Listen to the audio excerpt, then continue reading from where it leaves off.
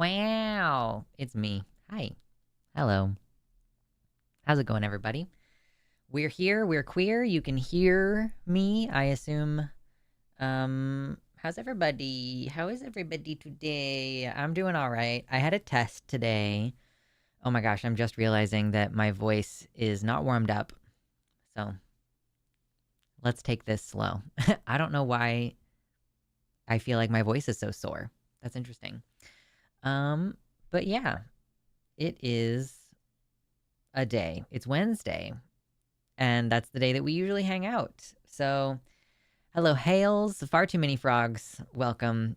There's never such a thing as too many frogs. I mean, I'm sure that there is, ecologically speaking, but you know what I mean. They're cute. Carl, thank you for being here. Talk Too Easy, Kyvax, Nadine. That's the YouTube chat. Joseph and Fern. Okay, let's click that so that okay. I don't know why it defaults for me to top chat, because as the person who has to moderate this thing, it's like you should show me every single comment. Don't like filter them out or put them in a weird. Anyway, did you smash that test? I think so. I do have a little bit of that feeling of, oh boy, did I miss something obvious? But I studied for it. I did the optional review that was like just a bunch more homework questions, basically. And we were allowed to bring 1 page of notes, front and back, of our own notes, or we could even like print something off. And he even provided something that was like, here, you can print this off to use as reference. Like it has a bunch of little like information about math. And so I studied by also putting together my notes and like looking through all of the review assignments that we had done, and like basically like reviewed some of my previous notes and was like, is there anything that I should put on here that I often miss? So actually the first thing I wrote on the page, and there's a star next to it at the very top of the page, says watch for negative numbers because I fuck that up a lot, actually. So, yeah.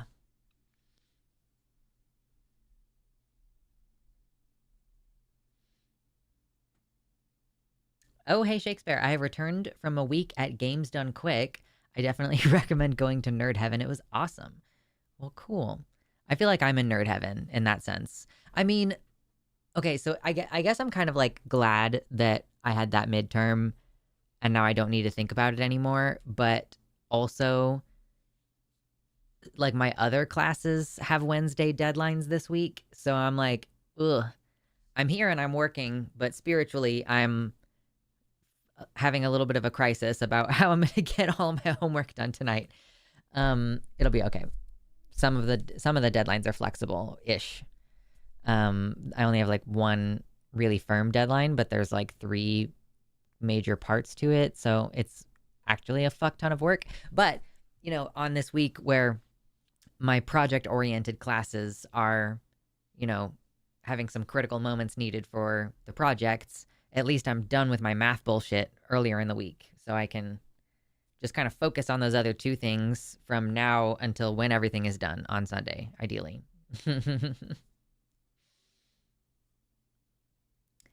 Hello, Jazz Dog. Considering returning to Beepbox, the program I made these chiptune songs in for fun, but I'd have to relearn a lot of stuff. Yeah, that would be fun. I'm always excited for there to be more chiptune music. It's weird. I'm so strange about music. Recently, I've been having like Slayer songs getting stuck in my head now because I've listened to them enough at the gym that I'm like, you know, I know some of the words now, like not a lot of it, but or like the like guitar riffs are familiar. And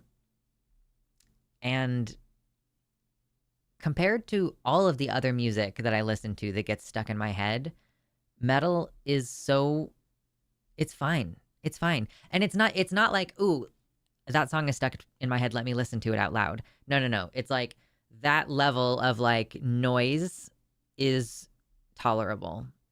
Cause it's like I have noise in my head all the time. It's always something. Literally always something. I'm like, I'm rehearsing a conversation that's never possibly going to happen, or I have music stuck in my head, and so much music that I listen to is like emotionally evocative in a way that is just really irritating and distracting. So Slayer has been great because it's not emotional or distracting in that way. You know, I'm just like like it's just high tempo like noise, and I really like that. It's good. I enjoy it. So yeah, that's kind of just that's the new like background noise in my head right now. It's not, not all the time. I saw a Corvette earlier today, and my backpack's got jets because I'm Boba the Fett. It's like it just happens.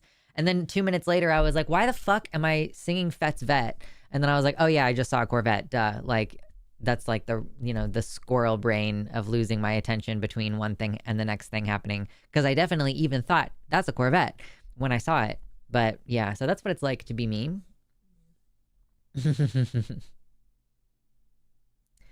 I got my hair cut recently too, and it's a lot like yours, but my sides are longer. Really want to go down a bit. Yeah, I just shave mine like as close as my wall brand buzzer thing that Mersh bought for me off of my Amazon wishlist once upon a time. It's a fucking workhorse. It's such a great product. But yeah, I just go straight down. So I did this last night. This is almost as fresh as it gets, considering that I did it yesterday afternoon. But yeah, I overheat quite a lot. The one thing that does suck about this phase of the hair is that the sides are like Velcro.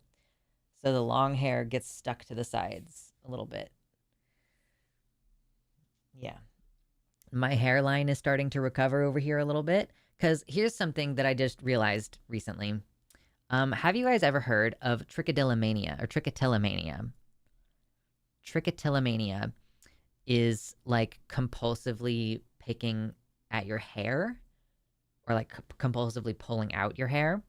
And I only just learned recently that I have that because first of all, sometimes I get a feeling like an itchy feeling, and then I rip out a bunch of my eyelashes and it feels better, which is a type that even though there is like a physical sensation associated with it, that is trichotillomania. Also, I like pull my eyebrow hairs out, like I like brush them backwards and pull them and like just pull on them. And then also, when I'm stressed, I don't pull the hair on my head, but I run my fingers through it repeatedly. And so I think that's like why my hairline looks so fucked up over here. And like looks so thin and everything because because I like run my fingers through my hair like this, and I think it was just pulling my hair out all the time. Yeah.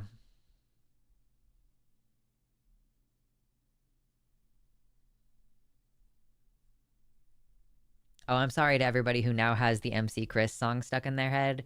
Um, for further good measure, you've lost the game. You're welcome.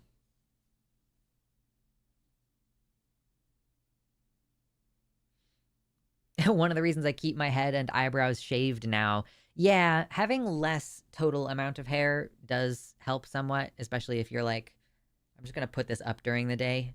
Like my hair is up most of the time. Yeah. I do that with my beard, and I used to have a girlfriend with dermatillomania. Yeah. Yeah, my partner sits at his desk and like pulls at like a very particular part of his beard over here, so it's not uncommon for him to have like a little bald spot there. So yeah, we're all anxious and stimming.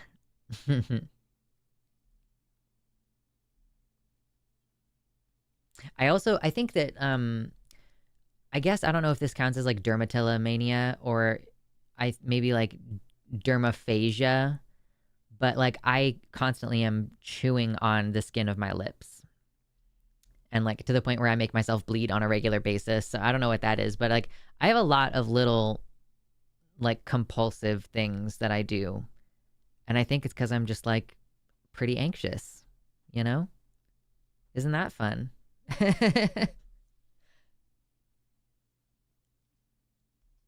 Did you hear that the military is going to suggest gender affirming care for males with low T?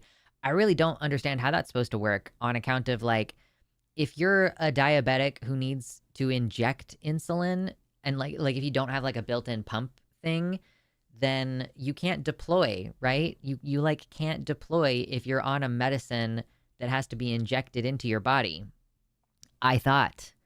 Maybe I am just wrong. I don't know a lot about the military, TBH. That's an OCD thing. As someone who had a terrible hair pulling phase, I can assure you that's OCD. I mean, it's not like, so the problem with that is that my understanding with OCD is that maybe you're responding to somebody in the chat, but like it has to take a significant amount of time away. Like the compulsive behaviors have to spend a significant amount of time away.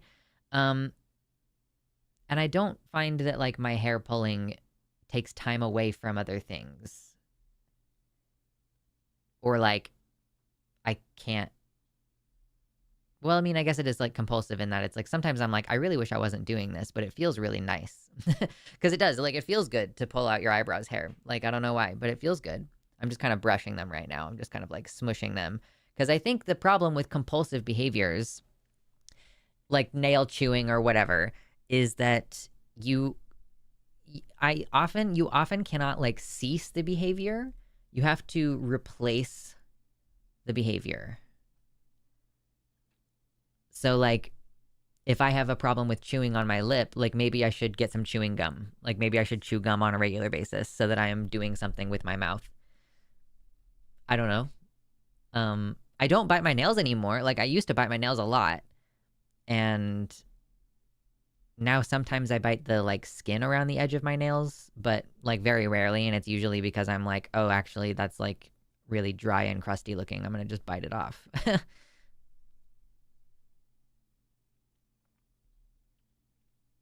Lux, I heard you're married. How long? 30 years for my husband and I.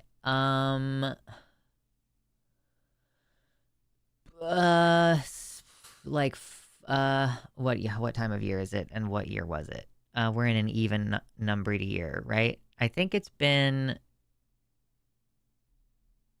like, are we going to get to 15 and 18 this year? Is that? No, that can't be right.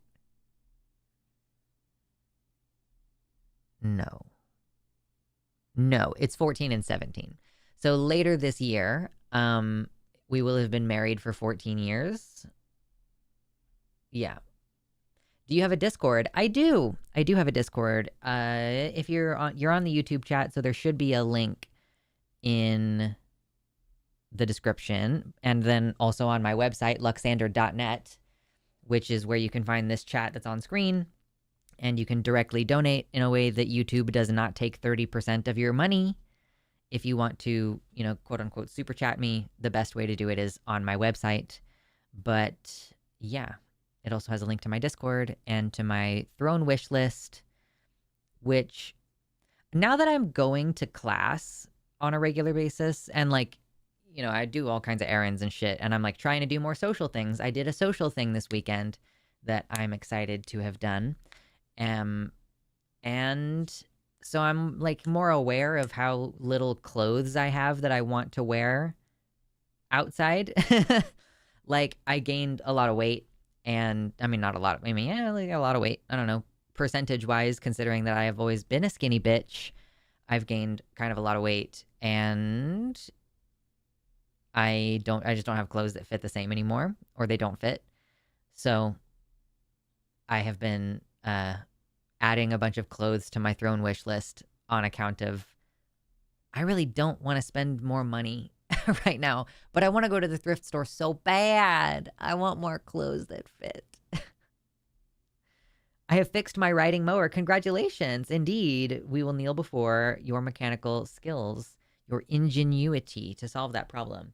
I'm going to grab, the sodas are not cold yet. I forgot to put in sodas to the fridge, but I'm still going to grab one because I'm thirsty. Be right back.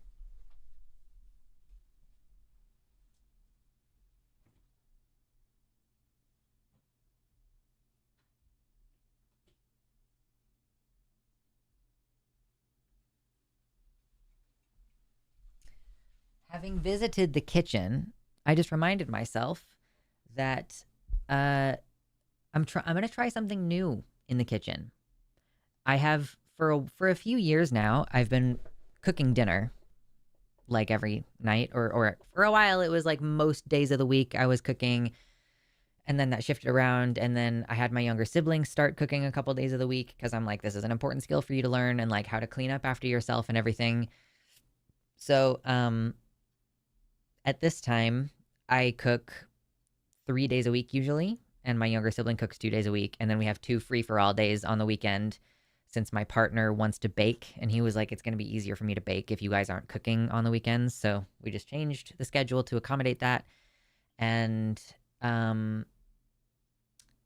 now I've been seeing some content online, and like I have little time now. First of all, I work in the evening a lot of times, or I work up to the evening, and so sometimes like, on Thursdays, if I've been on Takis and then calling it now, it's really hard to cook afterwards, even if I have like an hour between the end of the show and when I would normally start cooking.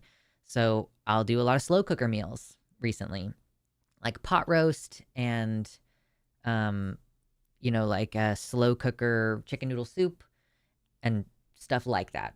Might make some like shredded chicken and then cut up some vegetables in the evening and have some tacos, but it's like relatively little time actually cooking, lots of different stuff like that. But then I've been seeing content creators who are like doing this, freezing stuff in various block shapes or tube shapes. Like freezing a bunch of rice, cooking a massive amount of rice and then like freezing it in 1 cup portions, or roasting a bunch of vegetables and then blending all of them to make like a delicious roasty vegetable sauce and then freezing that in cubes so that you have a little flavor. Or like shredding a bunch of chicken and freezing it in 1 cup portions. So that is something that I'm interested in, because obviously I don't have a lot of time now. I have probably, how many? I think I have like 6 assignments that are due tonight, and I have started working on one of them that has 3 components. So yeah, I was really focused on getting that midterm right in my math class. Oh my God, what was I saying? Yeah, so I don't have a lot of time. And Wednesday is one of my siblings' nights to cook anyway, so that's kind of not exactly relevant, but obviously the other days of the week, like I could have studied Monday night if I hadn't cooked. Or no, that's not even true, because I ended up buying pizza. I got done with the show later than I expected, so I was like, you know what, we're just gonna get pizza. So anyway, you can see I'm basically trying to avoid the responsibility of actually having to cook at night, or even maybe having to cook during the day. Just maybe once a week, like cook a bunch of food. And so what I've done is I had a can of beans that I wanted to get rid of, and had some roasted red peppers in a jar in the fridge. And so I put those in my food processor with like a little bit of olive oil and like some paprika and some salt. And then I just whizzed that all up, and then I portioned it into an ice cube container. And now I have like a bag of frozen blocks of like white bean and red pepper sauce. So that's one thing. And then one of the things that I've been doing recently is getting a pork shoulder and putting that in the slow cooker just all day basically, and then shredding it all up, barbecue sauce, pulled pork sandwiches. Boom. Fucking really, really easy, delicious meal. So I got a much larger pork shoulder than usual, and it had the bone in there and everything. Amazing. And I cooked that, like, literally I started it in the morning before I left for my errands and class and everything. And I just let it go all day. And then I added like some salt and a little bit of liquid smoke to it. But I did not add the barbecue sauce. So I just took the basic seasoning pork and like portioned it out. I did buy some of those silicone like trays that are about this big, and they have like 4 compartments that inside have a measurement of, you can see half a cup versus 1 cup. And yeah, so that's where I've started. Is now I have a white bean sauce, and I have several blocks of shredded pork. And oh my God.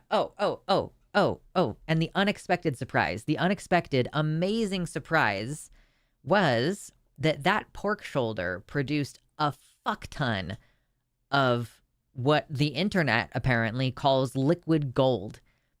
Pork broth. I don't know if it's exactly like tonkotsu broth, but that was my first thought when I saw it. I was like, wait, is this like a tonkotsu broth? Could I make like ramen with this? And so I put that. I skimmed off a lot of the fat. And honestly, when I was like shredding up the pork butt, I also tried to like scrape a bunch of the saturated fat off of the side, like anything that hadn't rendered or melted. I like scraped it off and threw it away. But yeah, there was a shit ton of like broth in there, and I just portioned that. Because I had gotten a couple of different containers for this. I have just like the ones that have the 1 cup blocks, and then I bought another set that has, they're kind of like ice cubes, but they're obviously like a little bit bigger than an ice cube, maybe I would say, and like has the silicone thing, so it's easier for stuff to pop out of it. Versus like, I don't want to use my regular ice cubes for that kind of stuff on a regular basis. Yeah, so I now have chunks of delicious pork broth from all day pork in the slow cooker. I have some pork shredded portions and some of that white bean sauce. And this is not yet at a point where we can like just grab shit and make it happen. But, yeah, that's kind of the goal. Is like another thing that I want to do this week is I want to make a bunch of lentil soup, because I eat lentil soup on a regular basis.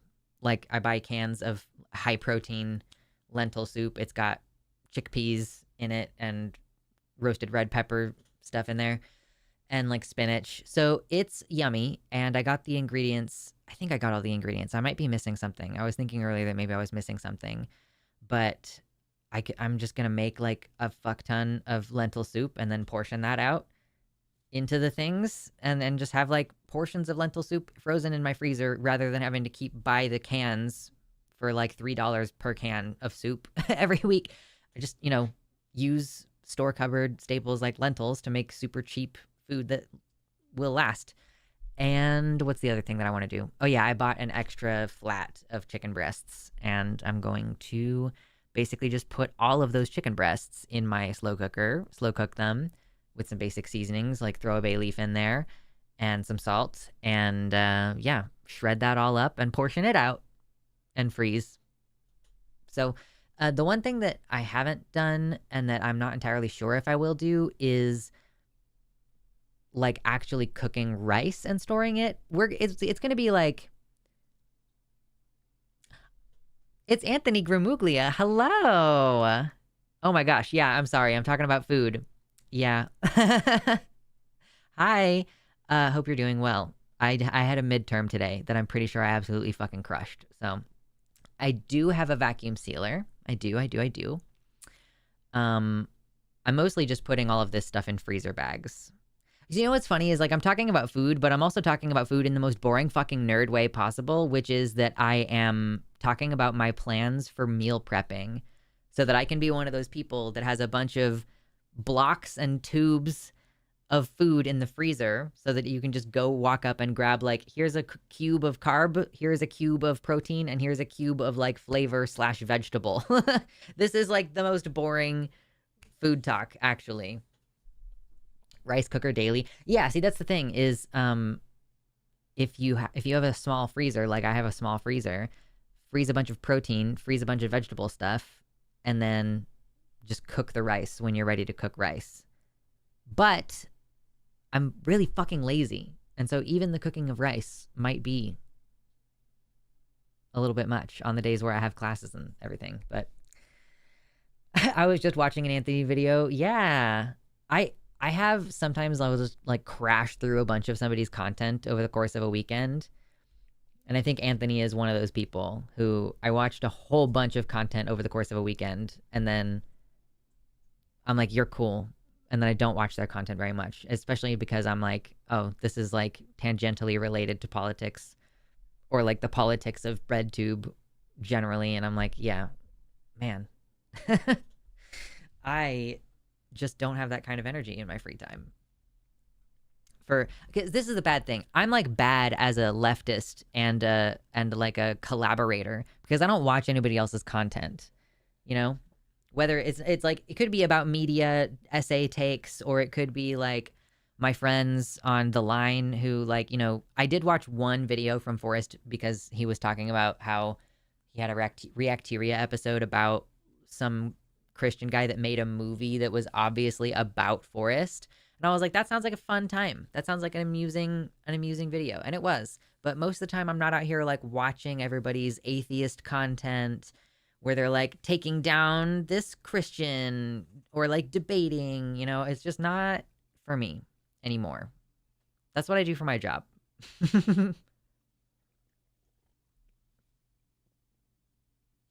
Ooh, X-Men vids. I would get on board with some X-Men vids because having recently watched Deadpool and Wolverine for the first time, finally got around to watching it, I was like getting hit, just punched in the face with nostalgia. Like every time Wolverine said bub, because I'm like, boy, was I 7? When did fucking X-Men come out even? I don't make atheist content because I'm not an atheist. Yeah, no. I just mean like anybody who's doing like reaction response analysis.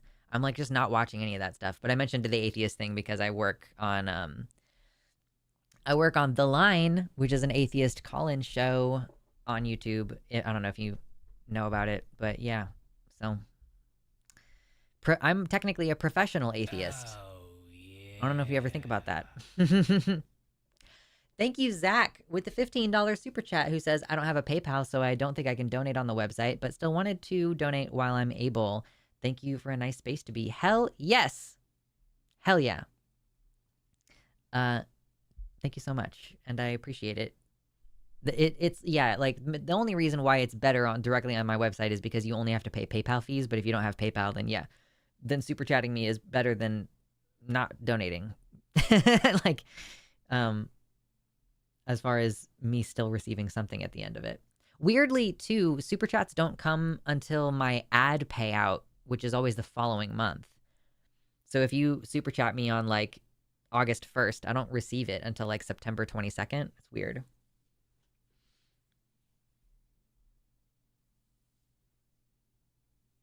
As a lifelong X-Men fan, Anthony has my favorite X-Men YouTube essays. Hell yeah.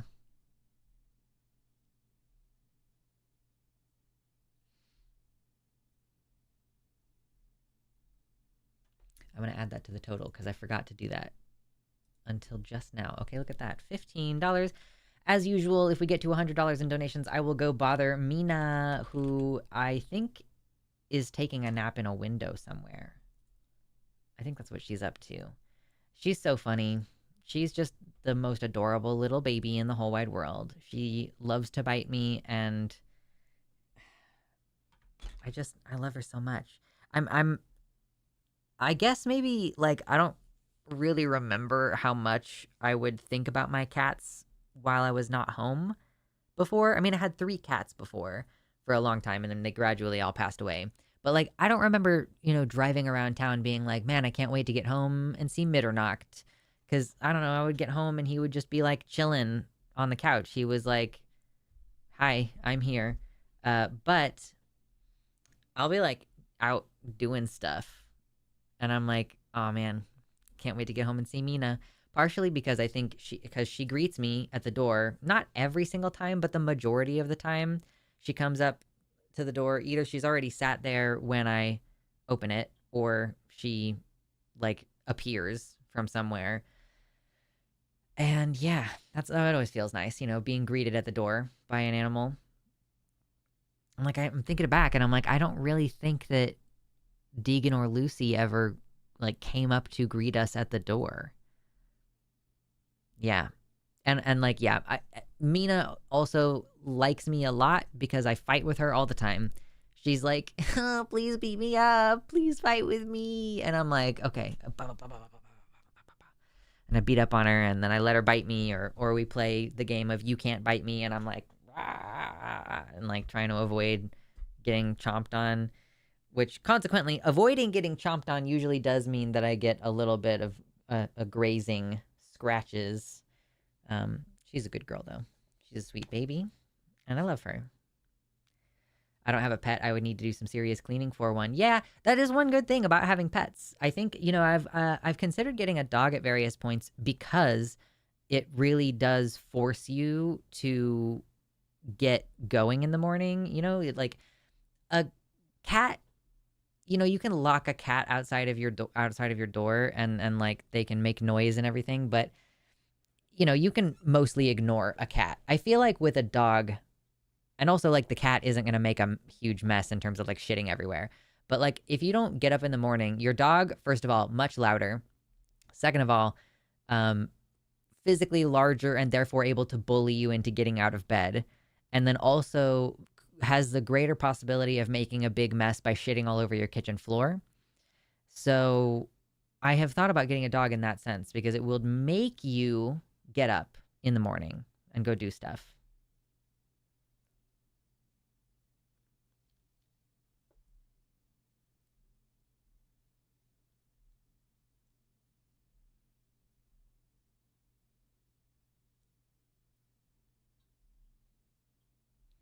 No! We lost our first dog together who greeted us at 14 years old. Her big baby brother is a cat in dog form. He's always defined how much affection he can receive. Yeah, true. I'm sorry you lost an animal. That's so sad. Excuse me. Oh my gosh.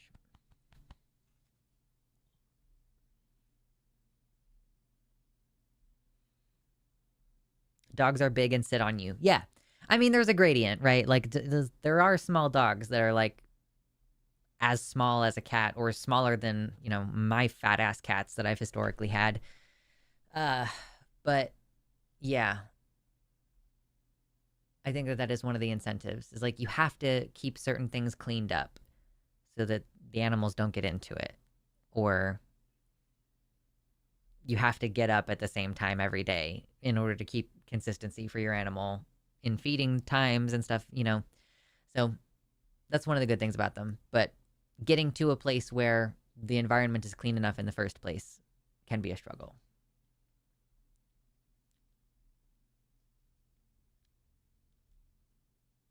Thick gardening gloves like the leather kind can be good for avoiding scratches, particularly when you need to do something they don't like. In my experience, the cat is too small to seriously harm me. I mean, at least my cats have never seriously harmed me. So I'm never really that worried about it, but it is a good tip to, wear leather gloves. I mean, I also like just don't process pain the same as a lot of people. I'm like, so Mina, she'll be biting me and she's got the claws, but her belly is so soft and she doesn't hurt me enough that for me, I'm basically entirely getting the psychological benefit of touching something soft and having an interaction with an animal that I like versus like being hurt and having my brain give me like pain signals and like distress related to that. It's just a good time for me. So anytime I'm talking about her or taking pictures and sharing them, and I'm like, look at, which I do on my Patreon, by the way. Join for $1 and get pictures of Mina that I do not post anywhere else. But yeah, she'll be like biting me, and I take pictures of that, and then I show people, and I'm like, I hope people understand that I like this about her. I enjoy that part of having a cat, and I always have. I like to have a cat who wants to fight. I'm okay with having a cat who doesn't want to fight, and I do prefer having a cat who wants to be in the lap sometimes. Mina doesn't want to ever be in my lap. She's just like, nah, I'm good. I'm set on all that. But she wants to be near me all the time, and she wants to play with me a lot. And that's just what our relationship is like. Wearing the scratches are worth it. Yeah, I mean, I do wonder sometimes. I'm like, what do people think with all these like there's like a significant number of scratches on my hand right now. And I'm like, what do people think when they see me in public? If they ever ask, I just say like I have a kitten. They don't ask very often.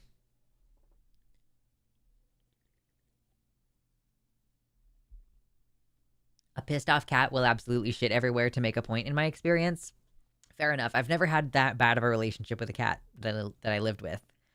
So I'm fortunate in that way. Or good at building good relationships with cats.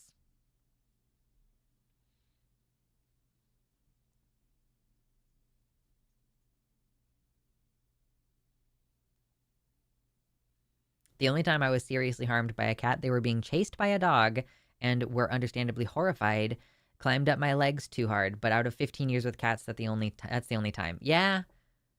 Yeah, if a cat is heavy and it tries to claw you, like chase and like go up your leg, I think that just the sheer weight of the cat would probably harm you. Yeah, that makes sense. Yeah, exactly, Vern says my cat was not much of a lap cat, but he recently has gotten that way. Yeah, no. Mina is like a year old. And so I'm sure that part of this is just her kitten energy.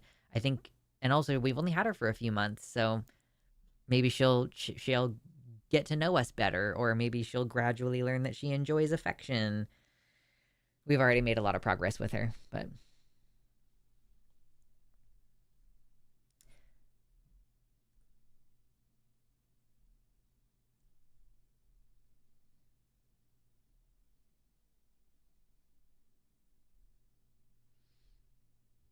I tried to coexist with the rodents, but they started chewing wires and I can't have that. So I opened the spaces for my little princess. The kill count is 2 squirrels and 3 field mice so far. Yeah, I agree that cats can be useful in that way of keeping vermin in check inside of human residences.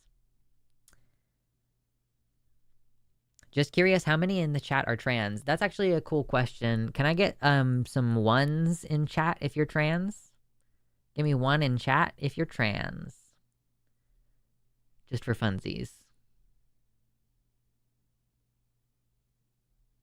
Oh, one of my cats is disabled and she swears she can fight the world. It's the cutest thing and dangerous for our sensitive human flesh.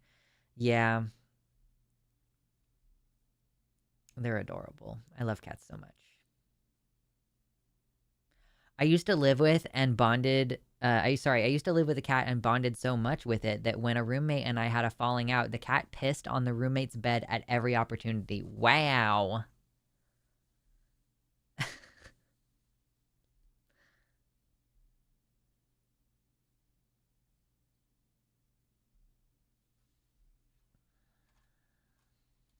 We got lots of ones in chat on YouTube. Not as many ones in chat on the website. Is that just because there's relatively few people on the website?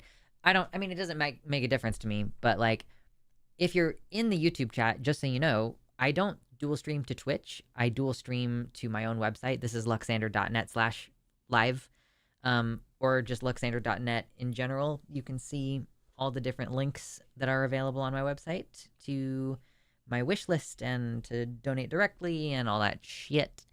So, yeah. And on this chat, you can set your pronouns so that when people hover over your name, they can see what pronouns you use. And also, there's more emojis over here. Can I get some hypers in chat?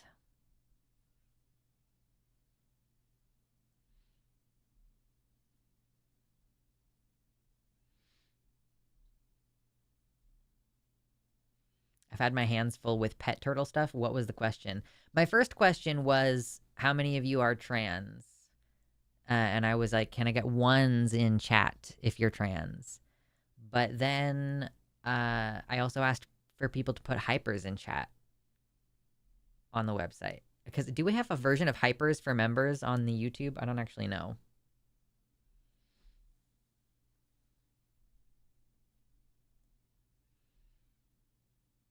Yeah, the website chat has never worked on phones. It's been a known issue for a while, and I guess it's just not fixable.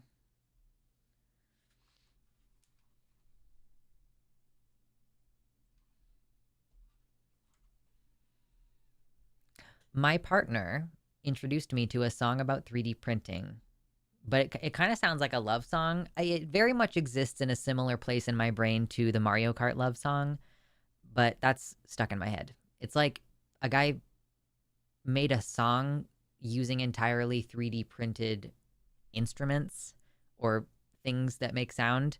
And yeah, it's a fun little song called Layer by Layer, if anybody's interested in listening to it. But for a second, I was like, what is in my head right now? Like, what music is playing? Do you ever have that where you're like, you realize that your thoughts are really loud and you have to go, what is even happening? And you're like, where has this song been? It's just, there's been a song playing in the back of my head and I haven't been listening.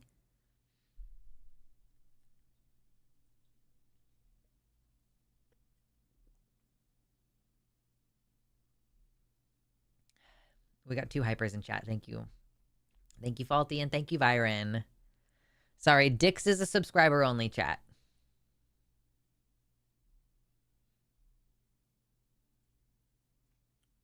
You could have Jimmy throw his AI at the website chat issue if he has time. I mean,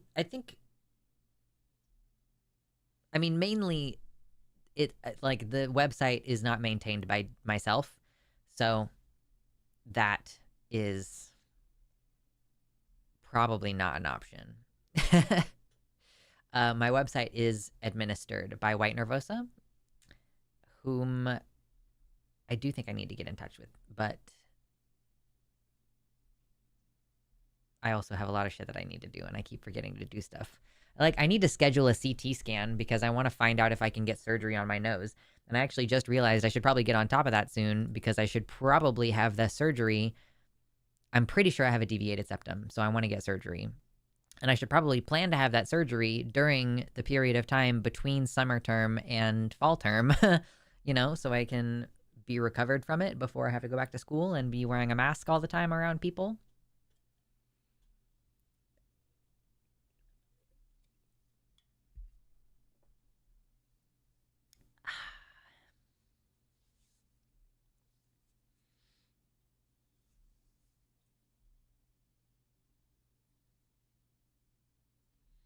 I am not sure I can vouch for the efficacy of AI for a technical code troubleshooting task like that.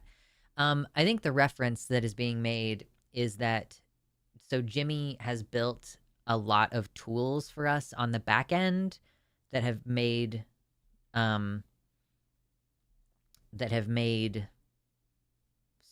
screening calls easier and have made producing easier.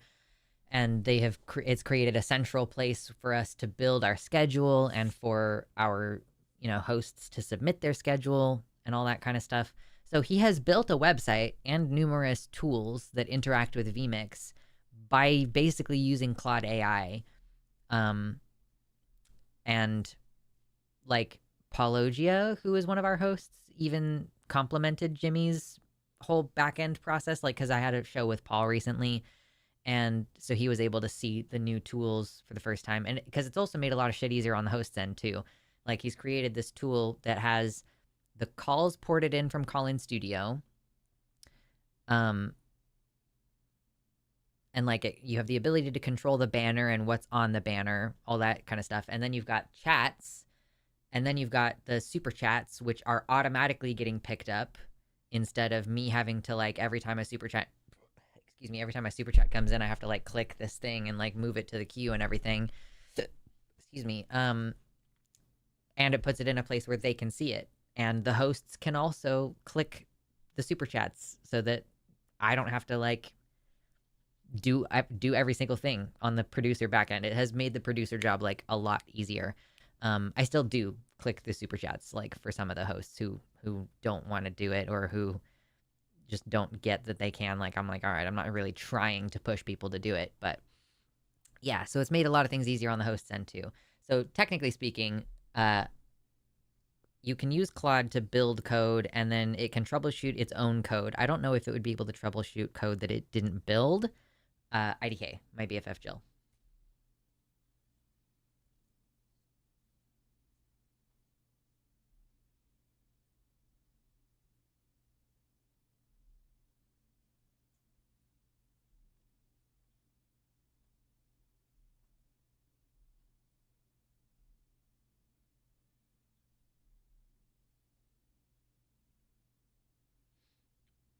Kind of got into it with a COVID denier on another stream and got a deserved, hey, are you sure this is the right place for that sort of message from a fellow non-mod chatter. Nice to see someone still masking and casually bringing it up. Yeah, I'm not really paying super close attention to Billy the Kid in the YouTube chat right now, but I think Billy said earlier, like, oh, don't worry about it. You don't need to wear a mask. Billy, you don't know fucking anything. And, like, I literally don't even want to get on this right now because I haven't gotten sick. I use a dual method. I have this beta. This is not betadine. This is Salinex Protect, but it's the same active ingredient. I use this nasal spray, and I wear an N95 literally the entire time I'm gone from my house, unless like maybe I'm driving and I pull it down because I want to be able to drink my fucking soda while I'm driving around. But yeah, no, I don't want to get sick, and this is like a tried and true method of not getting sick. So no, thank you. Can I don't know, Billy? Like maybe you're Billy fucking Moneybags and you can afford to take a bunch of time off work. But I work and I have class. I'm trying to be an engineer, so I'm taking fucking math classes, and I need to be like at my like my top game. So I'm fine, you know. If you want to get sick over and over again with a disease that can give you a heart attack, go for it, my dude.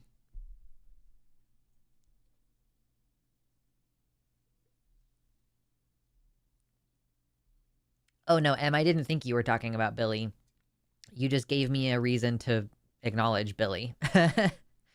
um, but yeah. I had deviated septum surgery and saying you don't need a mask for the surgery. Yeah, no, that's not what I was saying. Obviously, like, it's a risk for me to get the surgery because I will not be able to protect myself by wearing a mask. Like, obviously, I'm going to have to take a mask off in order to do that. But I was just saying, like, I want to get my nose fixed and then I'm going to go back to classes a few weeks later. And I want to be healed enough that it doesn't hurt my face physically to put a mask on because I'm going to continue wearing one at class.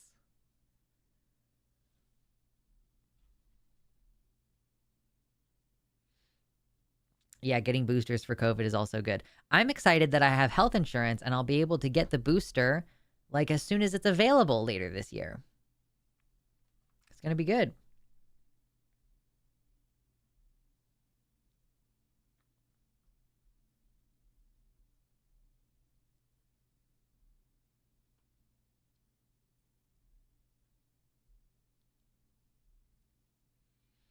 From a year ago, Claude can troubleshoot code that it did not make as long as you explain what it is you were trying to do. Yeah. Apparently, it's getting better at that.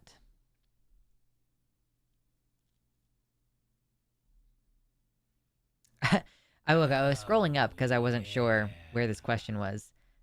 Whoa, thank you for the $5 super chat. I will read it in 1 second. Are all trans people awesome in your opinion, or are there exceptions? Obviously, there are trans people who are not awesome, but it doesn't have anything to do with them being trans, you know? Okay, thank you so much. Oh my gosh, there were 2 super chats while I had scrolled up in the chat and I wasn't paying attention. Thank you so much. Ms. Non Sequitur for the $5 who says, I've always loved you on the line as the mom of a transgender non-binary teen. I really appreciate your perspective. Thanks. Thank you very much. I appreciate that. And I'm glad to help. I'm doing my best. And I hope that I am a positive influence, like net positive, you know? Thank you, Nicole, for the $5 who says, I want to help you with school, but I can't do much. Also, I really enjoy your stream. It is very relaxing. Thank you. Thank you so much. Fortunately, I am able to go to school and it's covered by grants. My classes and everything are covered by grants. And there's like, I think I'm getting a little bit more than strictly what I need for my classes. So I'm going to try not to spend that money though. Like my plan is to take any extra student aid that I get and just put it in a savings account so that I have money for like if in a couple years I am not getting as much grant money or whatever. So any scholarships that I get or anything as well, I'm going to put that in savings. But so as far as like the classes are not costing me money, the only thing is that like it would be nice to be able to take a day off. So thank you, because money means that I can take a day off of work and probably fill that time with school. But you know what I mean? I am busy AF and I could be doing my assignments right now, but instead I am here hanging out with you guys. And I'm pretty sure tomorrow I'm doing, yeah. Tomorrow I am on Takis with Riverboat Jack, and then that will be followed by Calling It Now, which I will be on with Ari Mermaid. And it's, I think, going to be our first, like, full-length episode together. So that'll be good. Excuse me. School is crazy expensive and has been holding me back from going back to school. I would say look into the requirements for Pell Grants, because Pell Grants give you free money. Like a grant, you don't have to pay back. So I would check that out. I'm adding $10 to this. We have now made $25 this stream, $75 more until we get to the $100 goal, at which point I will go wake up Miss Mina from her nap and force her to be on camera. I guess I have rose-colored glasses because I keep finding awesome trans people online. Do you know who Blair White is?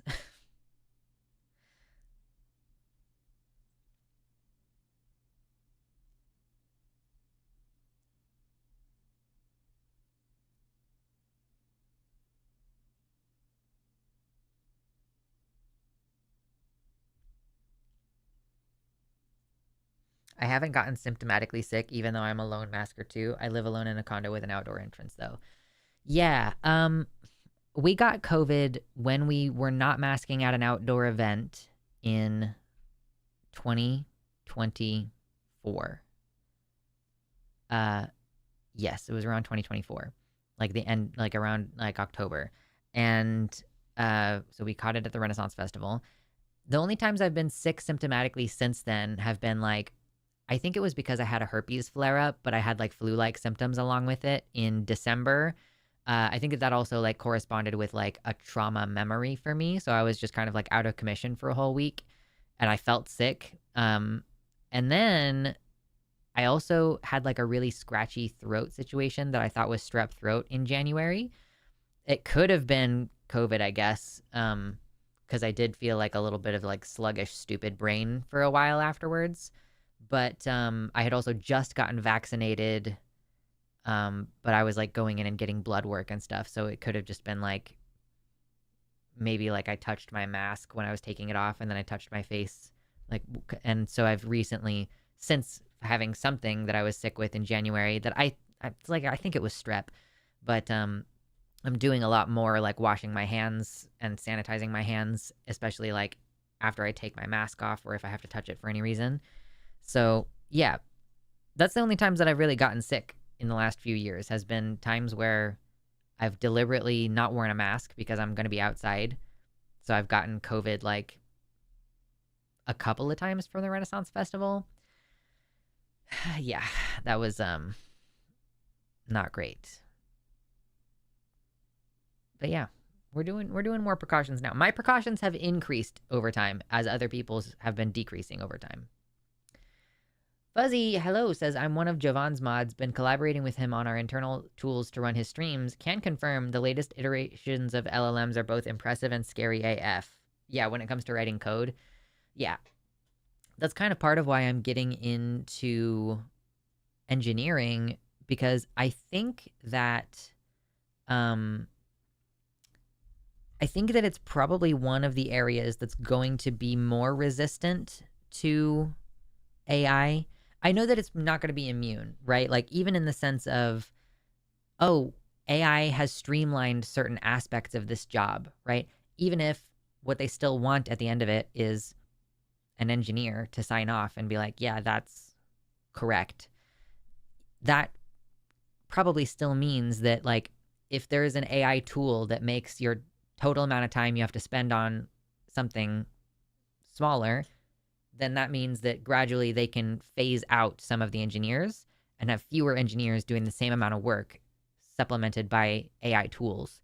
So I am understanding that I probably still will be entering a market that is relatively competitive in that way, but it's not like I'm learning to write code and I'm going to be fucked because anybody can just use AI to spit out code, you know?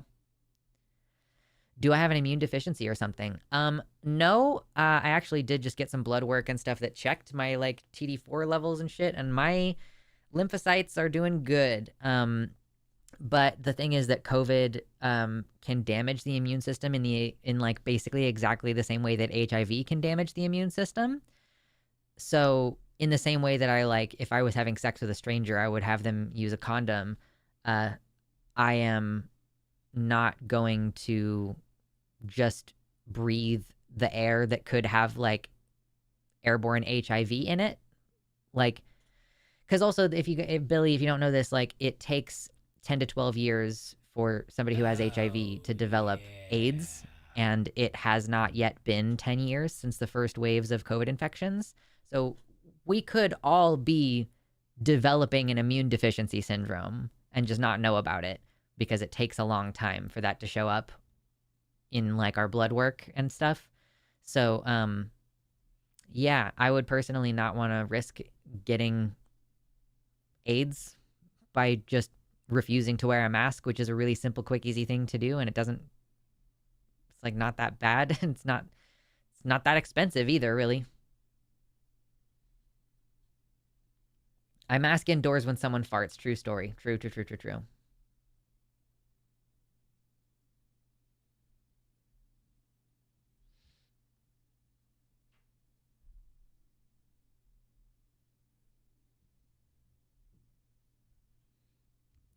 AI can't take the middle management jobs because they don't do anything anyway. True. Lux, I hear you, but COVID is not like AIDS. Billy, what are you operating that statement off of? Because when I say COVID is like HIV, it's because it damages the particular parts of the immune system in the same way that HIV does, right? Like it damages, it's like CD4 cells that are part of the immune system. It damages the same part of the immune system in a very similar or the same way. So what I'm saying, Billy, is that we've studied the mechanisms by which this is working, and people are showing signs of immune deficiency because all kinds of infections are on the rise, and flu season is more deadly than it used to be. Like, people are getting sick more easily and more often and more severely because of immune damage, likely from repeated infections of COVID, which again attacks the immune system in basically the same way that HIV does. So upon what are you basing your statement that COVID is not at all like AIDS? Because I don't think you've read about this at all.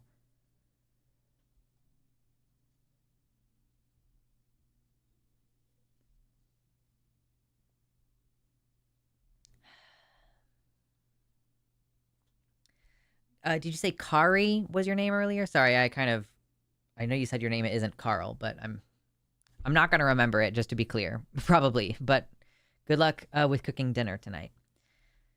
I'm glad that it's not my night to cook. I'm like, I can just chill. So when I get done tonight with streaming, like my main thing is I'm going to work on... Dude, Billy, you don't know anything. No, it doesn't. Nope. It works differently. It's not an immune deficiency. I work in, quote, the industry and am a, quote, scientist. Shut the fuck up, actually. Billy, you're embarrassing yourself. Legitimately, you're embarrassing yourself. That's crazy.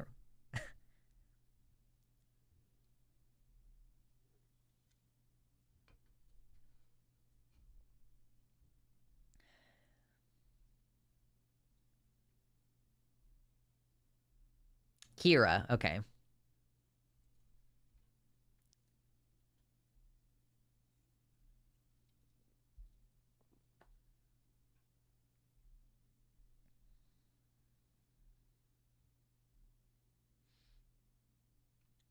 The stigma is what I'm concerned with. I mean, it's weird because, like, so I can understand some people being like, there is a very particular stigma attached to HIV, which can make it like, so I guess I'm invoking the shock of saying HIV/AIDS because it is such like a traumatizing term, or like it's related to a community trauma. And also, so I think usually when I'm thinking about calling it airborne AIDS, is I'm thinking of a straight audience and I'm trying to scare them using the big scary AIDS word, even though, like, obviously as queer people we know that HIV is very survivable, and we've even seen instances of it being cured. I'm but like dying an AIDS death is awful. Like dying an AIDS death was fucked up, and like the treatments that they had for it at the time were awful. Like, do you want to die slowly, or do you want to go blind with a medicine that might help you die less slowly? I have witnessed some personal stories around that, and yeah, and it being different. I mean, part of what part of what I want to invoke when I'm talking about COVID and its relation to HIV as well is that, like, people think, oh, well, so long as I'm not one of those people, I won't get HIV. Or so long as I'm not doing the things that those people do, right? Like, oh, if I'm not one of those dirty people sharing needles, or as long as I'm not one of the homosexuals, then I won't get HIV. Or if I even just practice safe sex, then I won't get HIV, and I don't have to worry about dying like that. But if the thing is airborne and you're not protecting yourself from it airbornely, then you are, like, it's like that thing about, like, people being like, if I just do all the right things, then I won't get sick. Or if I just do all the right things, I won't become disabled. If I just do all the right things, the fascism won't come to get me. You know, like, it kind of is present in a lot of different parts of life where, you know, it's like, so long as I don't X, then Y won't happen. But I think I'm trying to confront people and, like, show that this is sort of the great equalizer, that, like, this thing, you can just catch it by breathing. Can you imagine if cancer was contagious in the air? I mean, like, we can imagine because we've significantly changed the laws around cigarettes in public, you know, that you can't smoke at a Perkins anymore. Like, I don't know if I remember when there was no smoking section, but I remember, like, a glass door and, like, glass windows separating a smoking section in the Perkins from the rest of everything. So I don't necessarily have to completely imagine if the air was cancerous, but imagine if it was invisible. Imagine if it didn't smell like anything. And COVID is awakening latent cancer cells. So, like, people who had cancer but have gotten over it are getting cancer again. And, like, it seems to be correlated with increased rare cancers. So, and that we already were having a problem prior to COVID about, like, younger people getting cancer more often, right? Like, we were already seeing that kind of across the board.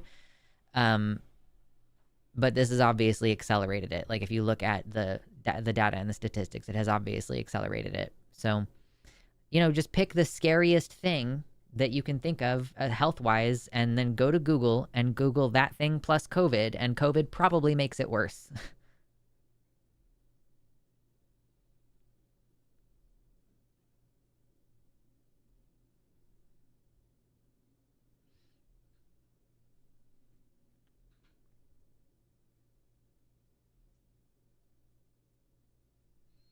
Cancerous vapors are all around us daily with cars, glues, people mixing cleaning products, etc. That's fair. And listen, I didn't used to when I was younger, but now that I have one around, you bet your ass that I wear a fucking mask when I'm anything that like that. Like, anytime I'm cleaning with harsh chemicals in my house, I'm wearing a mask. Whenever I clean the cat box, I wear a mask. I wear one when I go for a walk, partly because of all the car pollution. Like, it is hugely beneficial, actually, to wear an N95 in just, like, many situations. It turns out. Do you have allergies? Wear an N95.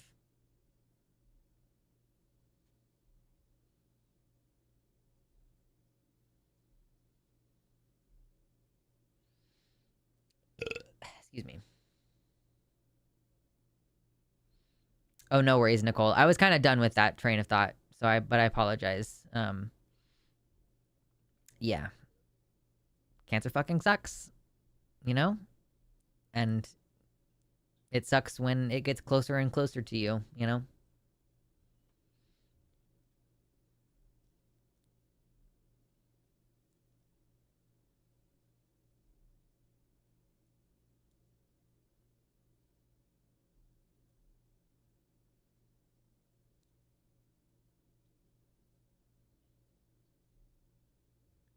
I really don't understand people who are like, OMG, I have health anxiety and I can't deal with this conversation. I don't feel any level of health anxiety about COVID because I just wear a fucking mask. And, like, I might catch it anyway, despite my best efforts. And that will be a systemic failure and not a failure on my part. And to some extent, like, I'm going to get old and die anyway. So, like, you know, we're working on that level of acceptance all the time. But I just can't imagine being like, I have health anxiety, and so I can't listen to a conversation about like realistic health risks. Like, yeah, just wear a fucking mask, and then you don't have to be anxious about your health, because then you're not sick, and you know that you're not sick. I do kind of wonder, like, my younger sibling has been trying to get a job, and they've been going to interviews and stuff, and I'm kind of like wondering if the fact that they wear a mask might be harming them. But I was like, hey, you could bring it up as a strength if during the like, what are some of your strengths and weaknesses part of the interview. You could be like, hey, I'm never going to call out sick from work, and I'm never going to bring sickness to work, because I'm gonna wear a mask every day. So like, you actually, that's a strength for your team, is having a coworker who doesn't call out sick. What do you think would happen to you if you got COVID seriously? Well, I've had COVID like 3 or 4 times, and what happened was I was not able to exercise for a while, because I would go for a walk, and then I would come home and my blood pressure would just plummet, and I would have to spend time on the floor, and I would like lose time out of my day, because I would just get suddenly very ill, and my heart rate would accelerate. So I have had some very mild long COVID impact, and holy fucking shit, if that's any worse, then I can't deal with it. Like, I as a person who was born female and who is queer, I am at higher risk to become permanently disabled by COVID. So even if that one infection doesn't kill me, there could be health impacts that would show up later. And this is part of the thing that you're missing, Billy the Kid. Part of the thing that what I'm saying is that I got COVID, let's say 5-6 years ago when it first started. I could be developing an immune deficiency that would leave me open to dying from the common cold, like the way that HIV causes an immune deficiency that makes people with AIDS ultimately die from a common infection. Like, that's what ultimately kills you when you have AIDS, is like an infection that you normally would have been able to fight off, like a cold or a flu or some shit like that. So part of what I'm saying is, like, I don't even know. We don't even know. We do not know the 10-year survivability of catching this virus, because it hasn't been 10 years. And you can catch it multiple times a year. There is plenty of evidence of long-term damage. Billy, literally just go to Google Scholar and Google this. Like, it is so offensive for you to claim to be, quote, in the industry and you're a scientist, but you're claiming there is no evidence of long-term damage. That is just not true. There's evidence of heart scarring, permanent heart scarring after mild infections. Like, there's plenty of evidence. Just literally go fucking Google it. Literally go fucking Google it. Take 5 minutes, stop talking in my chat, go fucking Google it, and then come back. There is plenty of evidence of the damage that COVID does to the body. Dumbass. Dumas. That's you. Literally just fucking Google it.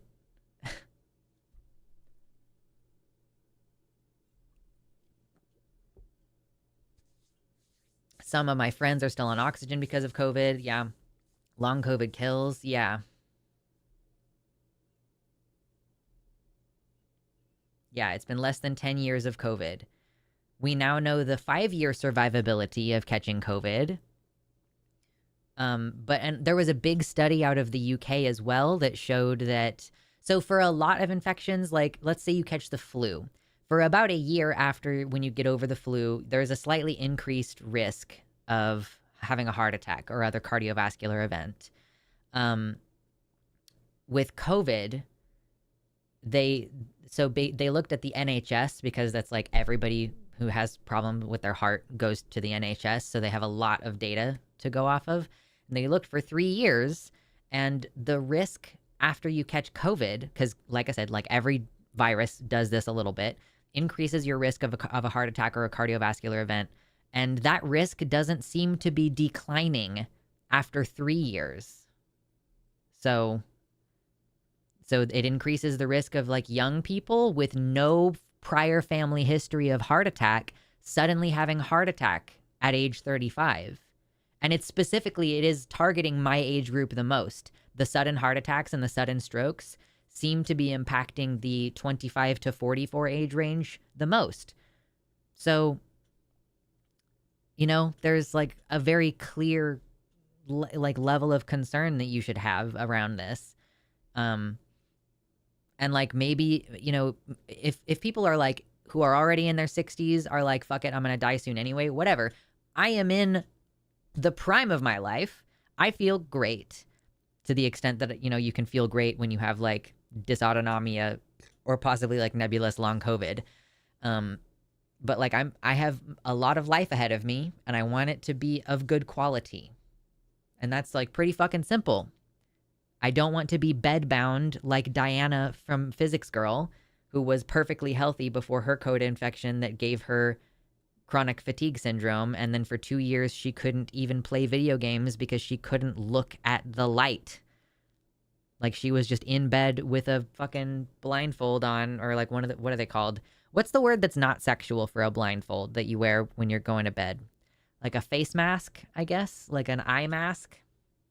But she just was laying in bed all day for 2 years because she had chronic fatigue syndrome from a COVID infection. Like, trust me, I don't make decisions like this arbitrarily.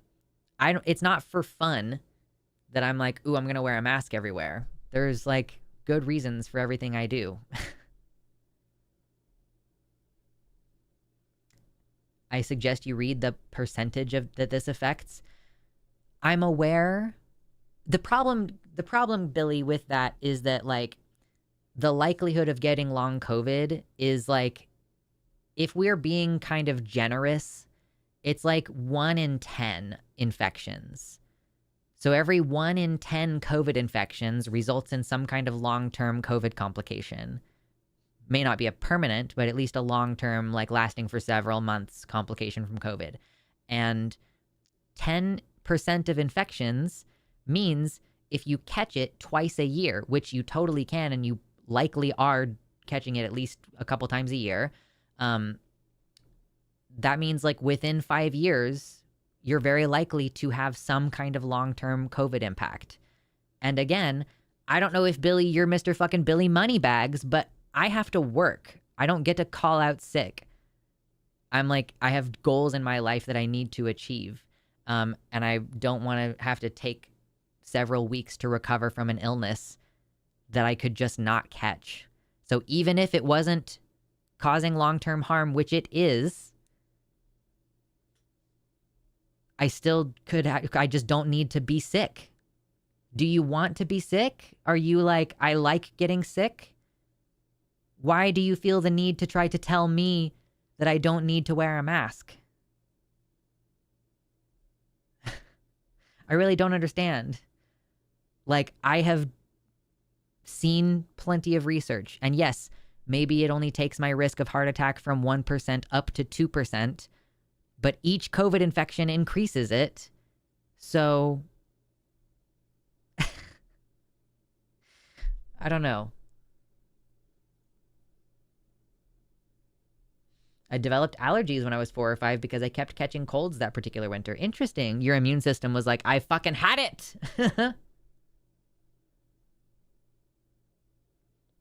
Aren't you also already a little immune compromised, or am I crisscrossing you in my mind with someone else?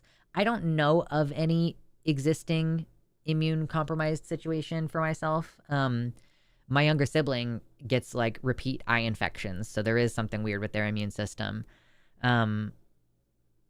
I did recently, like I said, I got like some of my immune stuff checked. So like my CD4 levels were good. My lymphocyte levels were good. So as far as like the particular stuff that I had checked, my immune system looks good. So yeah.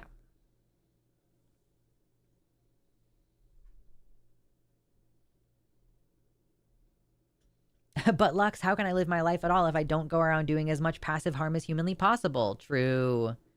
True. Mm.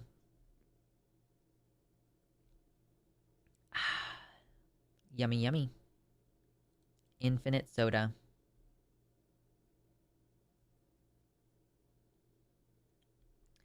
There's data to show that COVID immunity you build lessens the effects for the second, third time, etc. the so actually, if you look at the data on how long the immunological effects of either vaccination or previous infection, the impact kind of goes completely away after like 6 months. So if you haven't had a COVID jab within the last year for sure, but within the last 6 months even, you might not have much of an immune thing built up. First of all, because COVID mutates so quickly. So the following iterations of it are not necessarily going to be protected in the same way. But also, oh my gosh, what was I saying? Oh my gosh, what was I saying? What did you say? You said you're immune. Yeah. So previous infection, it only helps you a little bit for like 6 months, and then you can just catch COVID again. Oh yeah, I was reading somewhere that our bodies don't store information about COVID, about coronaviruses in the same way that we store information about influenza. I don't remember the details of that one though, so I don't want to hang on it too much. But and even like a previous COVID infection or a previous vaccination doesn't. It can reduce the likelihood of you getting long COVID, but it doesn't eliminate it, and it's like definitely still not worth it, in my opinion, to roll the dice. It's literally like playing Russian roulette, because the higher end of assumption is like 20% of COVID infections, which means if you catch it twice a year, then within 2.5 years you'll probably have long COVID or some version of long COVID.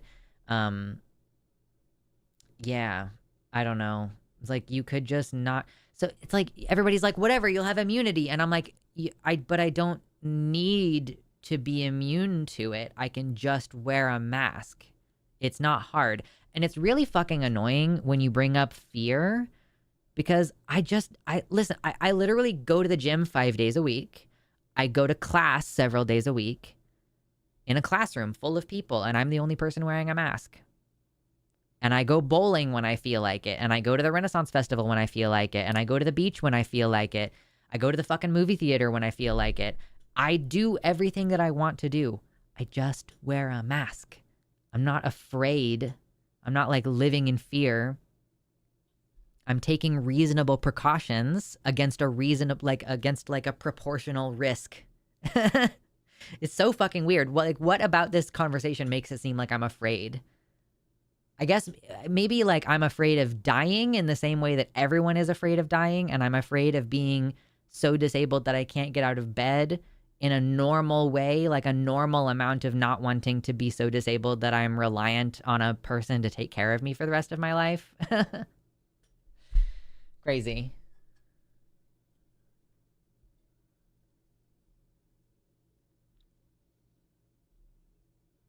Ponying up $200 for a booster. I wanted to cry because it wasn't affordable. Yeah, it's really fucked up that they're like $200 if you don't have insurance now. And it's not even like it's affordable when you have insurance, because I'm paying $600 a month to have insurance. It's like, I think that my insurance this year will pay for itself if I get my septum surgery like in a month or two. If you could afford or have time to travel to anywhere in the world, where would you go? Oh boy, that's a great question. I'm a big foodie, so oh man. I mean, I think it's got to be like Europe, because you can hit so many different food cultures in a relatively short amount of time, and like there's public transit everywhere. Although I don't know if you can freely travel through European. Well, yeah, if I like got a visa to like Italy to like visit temporarily, maybe not a visa. I don't know what's the correct word. If I went to Italy on vacation and I got the appropriate paperwork to visit there, would that be like the same as having entrance to like the EU? Could I go to Spain? Could I like go from Italy to Spain?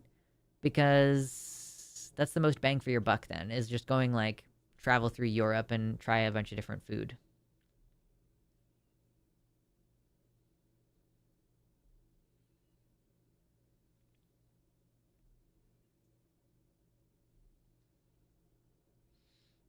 Chopped veggies / leafy greens equals projectile diarrhea. I was part of the Doge cuts to finish researching. Yeah,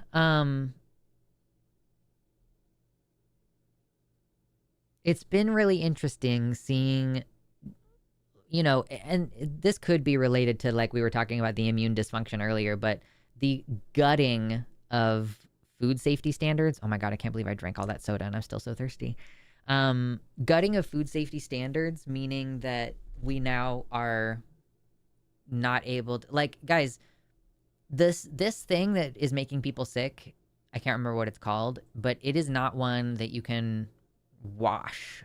Or even if you wash your vegetables with vinegar, this is not one that you can wash away. You have to cook the food to cooking temperature, which is why, like, you know, lettuce, obviously, we don't really like cook lettuce that much. There is such a thing as lettuce soup, but it's not something people make really anymore. And yeah, so people don't really cook lettuce.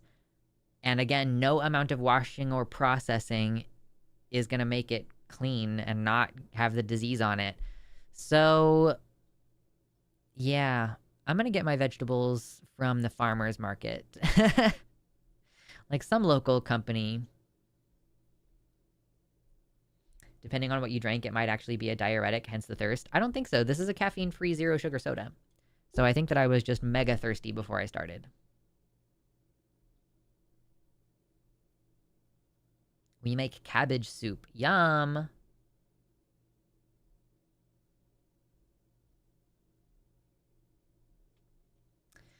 It's recommended to use whole heads of lettuce and strip off the outside layers. Yeah, I mean, I can't believe you're thirsty after drinking liquid sugar. It's not sugar. I'm like, I drink zero sugar soda.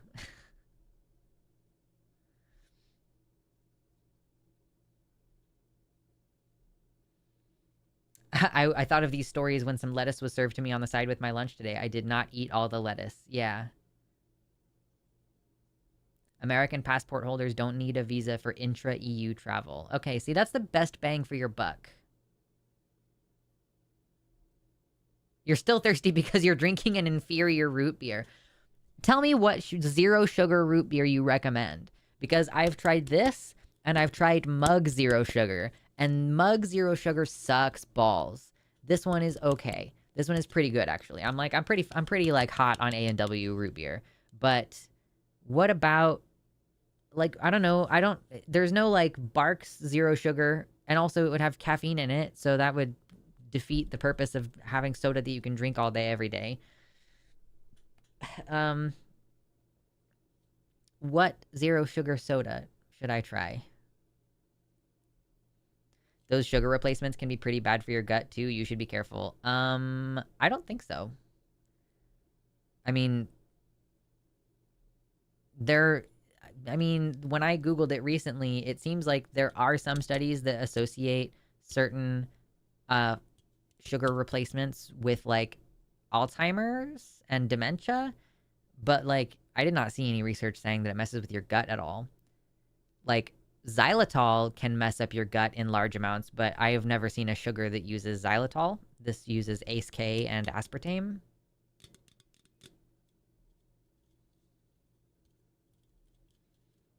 I know sorbitol is a laxative. Yeah. So like xylitol, I know you can't give dogs. Barks Zero Sugar is caffeine free.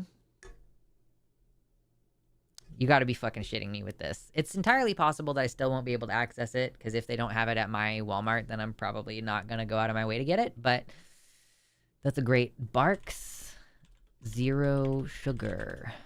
Barks Zero Sugar root beer. Okay.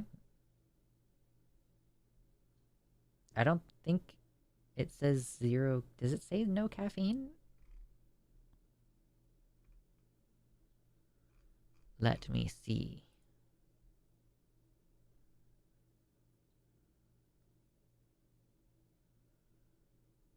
I mean, I guess it doesn't say that it is caffeinated.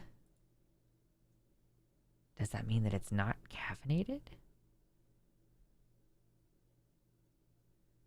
It just says zero sugar root beer. It doesn't say whether or not it has caffeine in it.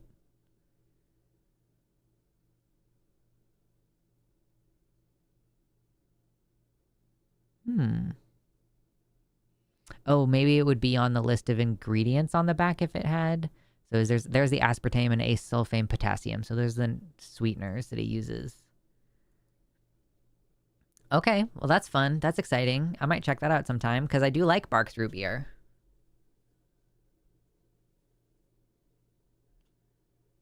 Now I'm thinking of the bulk sorbitol gummy bears people used to order off Amazon. Why would you do that? Why would you do it?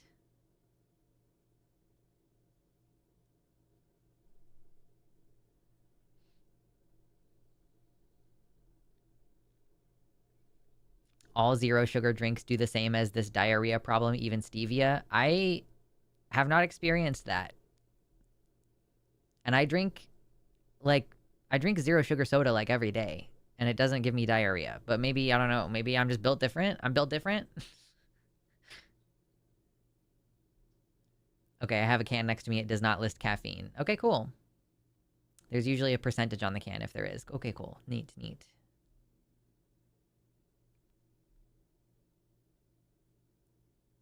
Sometimes you just need to get things moving. Listen, I'm a traditionalist. Oh my god, I have something funny to tell you after I tell you this, but I just eat prunes when I want to get things moving. I'm a traditionalist. I just eat prunes.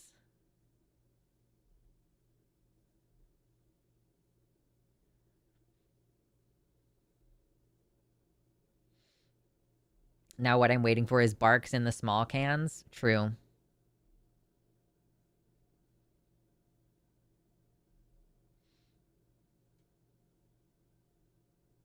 Artificial sweeteners are usually made from sugar alcohols, which you can't digest, but they can make your stomach do weird shit. Okay, fair enough. Aspartame is the dementia one. Yep, that is my understanding. OMG, it is about to be bushels and bushels. I saw you commented earlier, Kitty. I'm so sorry. I was in the middle of talking, and I saw that you commented, and then I forgot. It's about to be bushels and bushels of blackberry season. We are starting to have a handful here and there. That means probably next week there will be infinite berries glitch. Prepare yourself. PNW has free fruit all summer. Yeah, the patch by my house is in kind of a shady place, so I have seen in sunnier places near where I live, I've seen the blackberries. They've blackened, but because they're next to roads and stuff, like I'm not gonna pick blackberries that are right next to the road. It's just whether it's because there is pollution landing on them or whether it's because they're pulling up pollution from the roots. I'm not trying to eat blackberries or anything that grew right next to a road, especially busy roads. But yeah, in my neighborhood, there's some in a kind of like shady area, and they're green. They're very green, and I'm very excited. Last year, I didn't take all of the ones that I could reach because I was like, maybe I'm not the only person who's doing it. But then I just watched all of those same berries like wither on the vine. And so this year, I'm determined to take all of the blackberries that I can reach in my neighborhood. Yeah. And I'm looking forward to some opportunities. Maybe I'm going to try to make some blackberry jam, you know? I did buy a shit ton of cans to try canning. So I might try to make some jam, and my partner has been into baking recently, so he might go ahead and bake something with them. Like maybe he'll make a pie, like a blackberry pie could be really yummy. Yeah, I'll probably end up just freezing a bunch of them. Like I'll probably like wash them in vinegar, let them dry off a little bit, and then freeze a bunch of it while I kind of decide what to do. Yeah. Go forth and forage, indeed. I would rather just drink water than an inferior version of the drink I want. The thing is that if you drink enough if you drink enough zero sugar soda, I don't like crave real soda. I'm not thinking about how regular soda tastes. Like I'm not drinking this going, wow, I wish this was a real A&W root beer. This just becomes a normal sugar taste after a very short amount of time in my experience. So, yeah. And I would just be drinking water anyway. You know, I wasn't like a big soda drinker to start with. Speaking of, I'm just going to get some water and I'll be right back.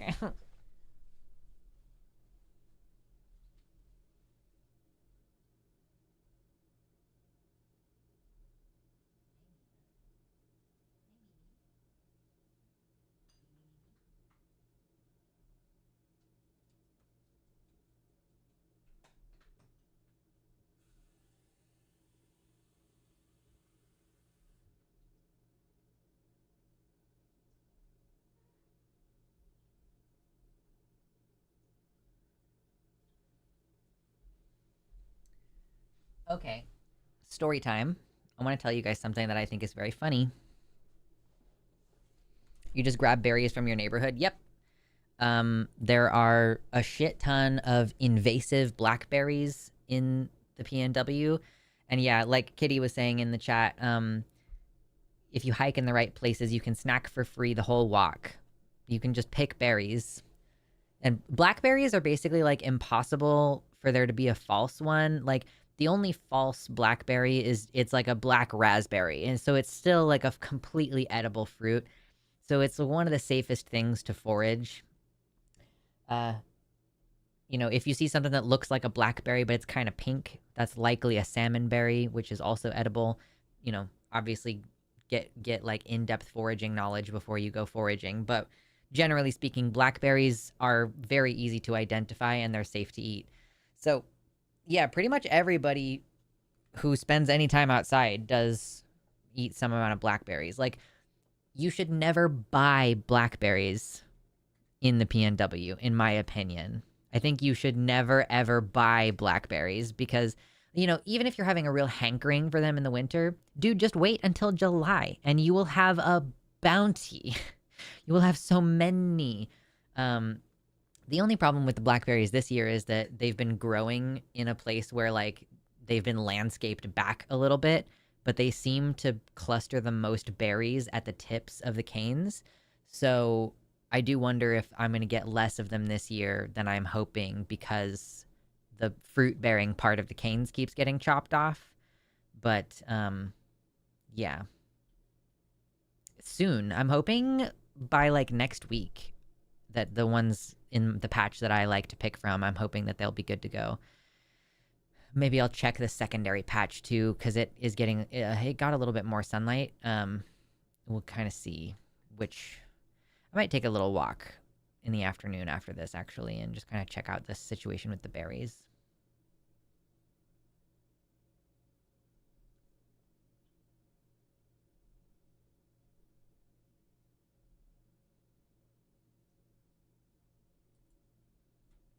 I really want to get better educated on foraging mushrooms specifically. There's some really good ones where I live, but also some that'll fuck you up. My recommendation on that would be Mushrooming with Confidence by Alexander Schwab. So this one is... Why did I put that there? That's crazy. So anyway, this one is good because it's basically like how to like super 100% positively identify several mushrooms, but this doesn't waste your time telling you how to identify mushrooms that are not edible or not tasty. So this is very specifically how to correctly identify in a way that like rules out any other possibilities several tasty mushrooms, like the field mushroom, the wood bluet, the parasol, shaggy mane, the shaggy mane mushroom. I think the morel mushroom is in here, oyster mushroom. So yeah, this one is kind of like a highly focused book that will help you identify tasty mushrooms that you want to devour. The king bolet, the red cracked bolet, the larch bolet. Lots of bolets in here. Chanterelles, mavericks, morel, puffball. Yeah, that's what I would recommend.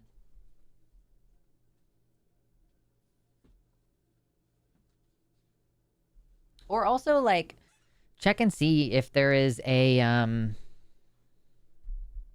check and see if there's, like, a foraging society near you. There is something like that near where I live. I completely forgot what it's called, but there might be, like, an annual membership, or maybe some of their meetings are free to attend. But yeah, there's some old geezers in your area who know a lot of the local forage that you could get some generational knowledge from. Highly recommend getting to know the elders in your community.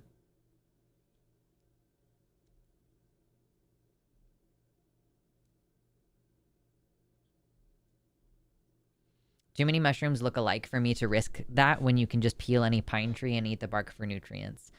Yeah, that's fair. I mean, that's fair. But bark will only last so long, you know? 100 Edible Mushrooms by Quo is also great. Nice.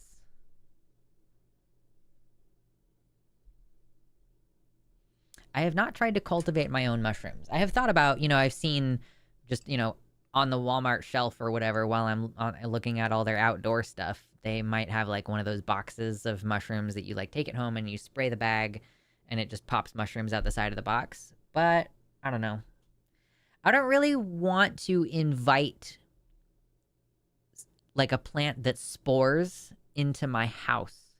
Does that make sense? And like maybe I'm like thinking about this because I live in the Pacific Northwest and we are like the battle lines between you and the mold, they move frequently. You're kind of constantly battling with mold up here, so just the thought of inviting spores into my house seems like a dumb fucking idea.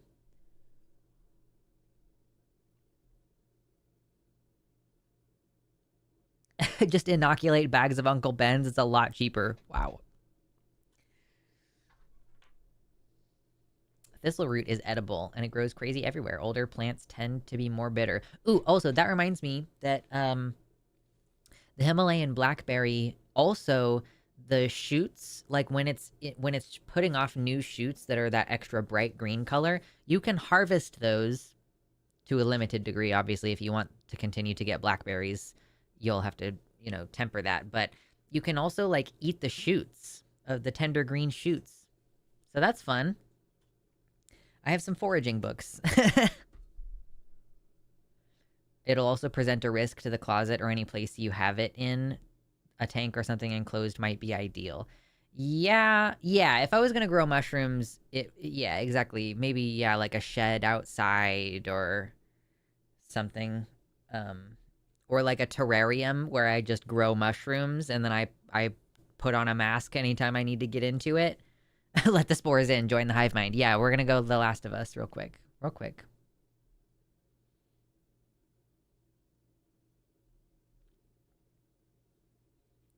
I grow mushrooms and we have plenty of issues with moisture in Minnesota, so I do get it. Indoors, I grow them in sealed bins or outside for the wood-loving ones. Yeah, and see, I could totally see, in my hypothetical future world where I have a little homestead situation, I could totally see cultivating, in an ideal situation, I would have like 10 acres minimum, surrounded by other properties that have a bunch of trees on them, and there's a bunch of trees on my property, and like some part of my property, I could totally see cultivating mushrooms in. If I'm like, oh, I happen to know that this dead tree over here, is a certain one that, mycelium of this particular edible mushroom really enjoy that. So I could see myself like seeding a mycelium in a particular part of my land to cultivate wood-loving mushrooms outdoors. Totally. Indoors, less so. But yeah, again, maybe I could do a terrarium. You could probably ventilate a mushroom terrarium to the outdoors. Yeah, potentially.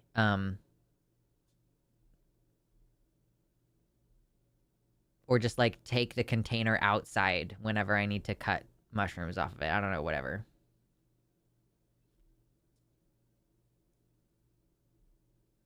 I ate fried yucca for the first time yesterday. It's really good. Yucca has a very beautiful flowering top. Is yucca like, it's one of those desert plants that has a lot of spines along the sides of the pointy leaves? Is that the one that I'm thinking of? Yucca? What does it look like?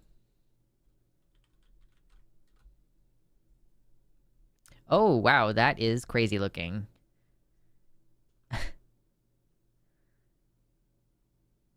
This is what a yucca plant looks like. It's a spike ball. It's a little stabbing spike ball plant, it looks like. I hate that right-wing religious types have gotten so intermixed with the homesteading concept. I mean, honestly, I kind of feel like it's the other way around.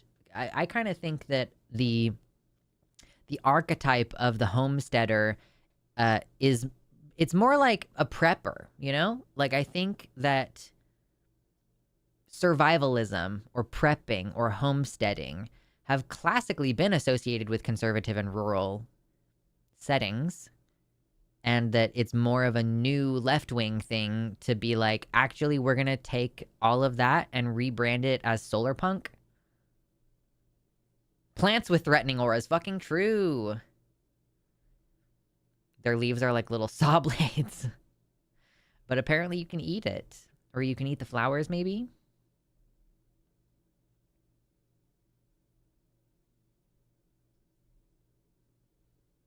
There was a yucca under a boulder. I used to do unprovoked strange witchcraft rituals a 7-year-old does after moving to America. Hell yeah. I still do unprovoked strange witchcraft rituals. Like, I was leaving campus after taking my midterm, and there's a certain part where there's like a bunch of trees lined along the sidewalk, and I was like touching each tree as I went by. Like, like a mental ritual of like thanking the trees for providing shade and their steady presence over the last 20 years or however long they've been there. Yeah. So I also do that now.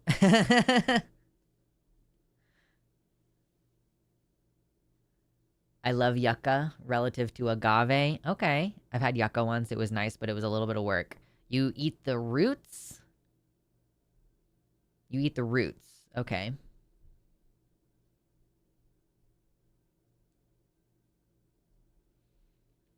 Ooh, Hale says, I went to a nice dinner with my wife's family celebrating her sister who just finished med school in Seattle. It was an all-vegan meal, and they made a dish out of spruce tips foraged there. Fuck yes, that's cool.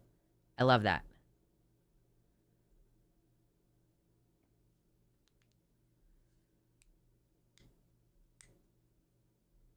Permaculture has its place, but we do still need to consider what bringing food into town could do to the insect and animal population. Can you elaborate on what you mean by that? Solar adorations are part of my practice. Dude, the giant mandala that I made that is in my house, I mean, it's like literally 4.5 feet in diameter all the way around. I made a giant mandala crochet thing, and it's kind of like a sun worship thing a little bit.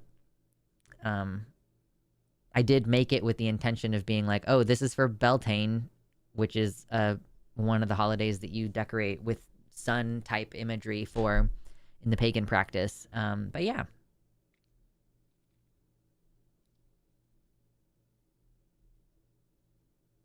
The sun. Hey, praise the sun.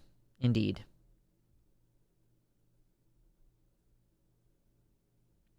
All the plants from the Southwest have a threatening aura. There are cactus plants that can cover more than an acre as a single plant. Yeah. And tumbleweeds and their threatening aura, you know.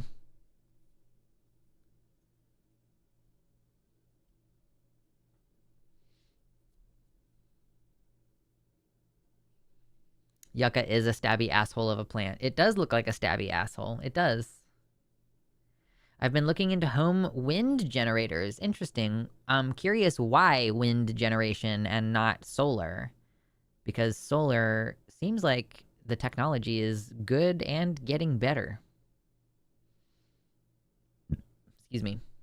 I mean, if we grow food within town more, the likelihood that more mice and insects could move into town where it wasn't before, especially if you have wild growing foods. Sure, yeah, but I mean, I think that you just like maintain a population of cats, or you know, or small dogs. Maybe small dogs would be better for maintaining, like a terrier, like a really tiny dog might be better for maintaining and protecting from rabbits and squirrels, like protecting the crops, because the tiny dogs are like less likely to leap into the air to catch a bird. So maybe you'll maintain some working dog populations if we start growing food in town. That seems like a reasonable decision to make.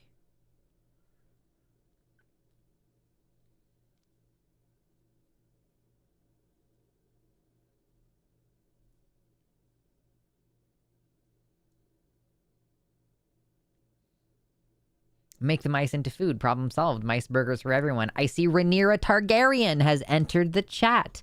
Listen, I have spared you guys any conversation about House of the Dragon. I have a friend who I'm watching it with, and I have Taylor from Chewed Gum who watches it, so I have a couple of people who I can chat to about it. I was chatting to my friend from school about it, and he was like, "Oh, my sister-in-law puts it on while we're cooking in the kitchen," and he's getting the version of it that's like, "Damn, what's she doing over there?" Like a little like, I can't believe she did that, you know, like in that like catching drama from the other side of the room way. Weren't terriers bred as rat catchers? Yeah, see, that's what I mean.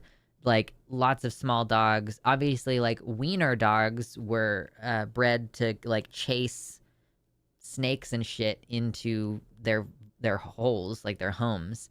But yeah, I think like rat terriers, they're called rat terriers, right? Like that's the whole point. So yes, that is what I meant. You know, if we're concerned, if we're like, well, you know, if I have a garden, right? Again, in the hypothetical future where I own some land, which honestly, now that I'm heading on the path of engineering, that seems like a lot more feasible than it did before. Damn, I might be able to just buy my own house. That's crazy. But that is obviously a concern, right? And, you know, here, there's the additional concerns of bigger, you know, like if I wanted to have chickens, then I've got to worry about mountain cats and bears and fucking foxes and everything. So, yeah, from the small to the large, how do you manage growing food where there's pests? I mean, yeah, I think that the correct thing to do is to have a rat terrier and a couple of other bigger guard dogs out there with your chickens. I could see the benefit in having one outdoor cat, but I would really, really, really have to sit on and consider that. Mostly I'm just thinking because the cat is going to be a patrol, like maybe more of a nighttime patrol. But yeah, I'm always open. And I my general vibe is like, let's not put cats outside, period. Not because I'm like, oh, cats are so precious and like, oh, I'm okay with letting my terrier live outside, but I'm not okay with letting my cat live outside. It's not that. It's genuinely just because cats will kill birds for fun. That's a problem. If you have a half poodle terrier, you will have a really smart dog that is good at catching rats or mice. Nice. Yeah.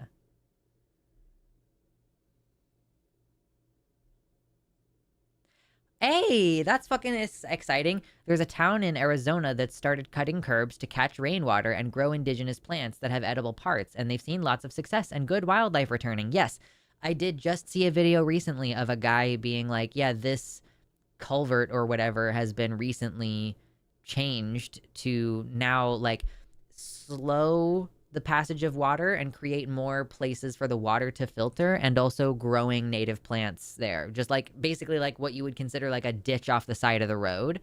And I follow this person on Facebook who talks about how to use urban water all the time. You know, her whole thing is like, why would you let all the rainwater just cascade down the street and into the sewer and then use a sprinkler system to pump in more water, when you could catch the water that is on your property and direct it and like, again, have it filter down so it's like the water's getting filtered by the plants and keeping native plants alive while like, so you don't end up wasting water. Basically, you're just, it's like a complete self-sustaining system, and I think that's so cool.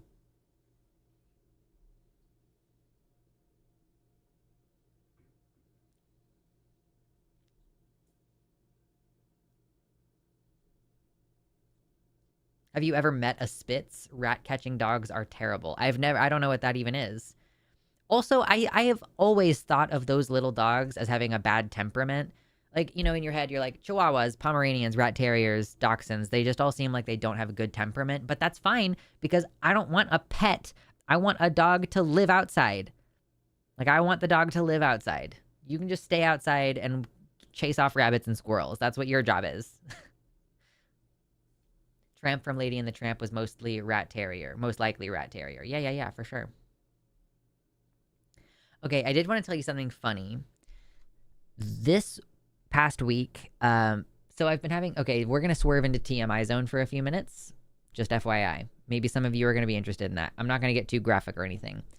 But I got my nipples pierced about a year and a half ago. And at first, I think the bar was too long. So I kept having issues with like it was moving around too much and they kept like getting infected and stuff. So I took some antibiotics and I got new jewelry put in. But I think that jewelry was too short because I've still had issues. I've had like just issues. I'm just not even going to go into details, but I've had issues with them where I'm like, can you shut the fuck up already? And it wasn't just like the normal, like when you have your nipples pierced and they get crusty. It was definitely more of a problem. So I did go this week and was like, okay, here's my last ditch effort. I'm going to see if I need to get a slightly longer bar. And then I'll just, if it's not basically fixed and better by like November, which would be the 2-year mark, I'm just going to take them out. Like I'm fucking tired of it. And so I went and get them switched out. And, so a witch told me that I should put a poultice of chamomile on my wounds so that they would not be as inflamed. Which is to say that my piercer told me to make chamomile tea and then take the tea bag and put it on my nip as a hot compress. I just think it's so interesting that basically like a witch told me to put a chamomile poultice on my wounds. Because that is what happened. And like, all the love to the guy who switched him out for me, the piercer. He was so cool. But, and so I don't mean witch derogatory. I mean witch, like, beneficial. IDK about that one. I mean, it seemed gentle enough. Witch hazel would not be a good option. Witch hazel dries, and you don't want to put that on your fucking nipple piercing, because that would be a terrible idea. It's astringent. You don't want to put that on your nips. But yeah, I mean, I've done it a few times, and I don't know if that's like helping, but in combination with like, I think I am finally at the correct size of bar. They are chilling out now, but I just think it's really funny that it was like TLDR, apply a poultice of chamomile to your wound. And like my friend Sam was like, yeah, that's good advice. I posted on my Facebook about it. So chamomile is genuinely good when it comes to soothing skin irritation. See, this is what it's like. I am fully, there's this Tumblr post that goes around every once in a while that I'm fully on board with. And it's basically saying that, I embrace folk medicine in the sense that aloe vera can help with a sunburn, but also I embrace modern medicine in that no amount of like lavender is going to cure your like bacterial infection or whatever. So I'm fully like, yeah, we need vaccines. We need all these things, but all of the medicine that we have, guys, was compounded from some natural thing that did something, basically. So, and there's some people for whom taking the concentrated form that you can get from the pharmacy is too strong. So for some people, using an herbal remedy is like, yeah, obviously it's less effective because it hasn't been concentrated and refined. So I get it, but it actually can be beneficial for some things. So yeah, like it makes perfect sense to me to use chamomile to address skin inflammation. It's not going to fight off a fungal infection if that's what's causing your skin irritation, but it might reduce the irritation enough that like it's more clear what kind of issue you're dealing with or something, So yeah, I like that. I think it's good. And yes, I did see that, the yucca flowers, they have a lot of white flowers, and I did just recently see a video from Black Forager harvesting a bunch of the yucca flowers and like cooking them into, did she make a syrup? No, she cooked them. She actually cooked them with like something savory. I think that they're like a savory, peppery flower flavor. I can't remember. But anyway, I've heard that yucca's good.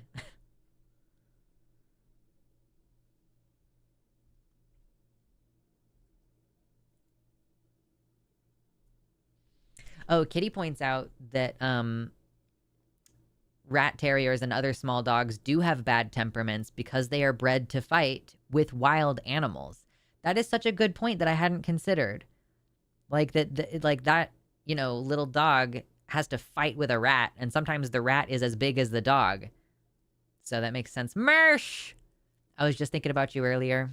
I shaved my head. Every time I shave my head, I think about you because you bought me the shaver. But welcome in. I'm glad that you're doing okay.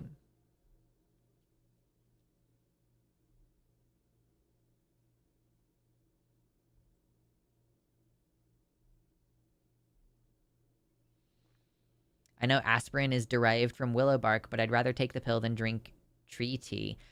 Listen, first of all, that's a preference thing, you know? But like again, if aspirin if it upsets your tummy, but having the tree bark tea doesn't upset your tummy, but it gets you a lot of the same benefits, then it makes sense why people would switch to that option.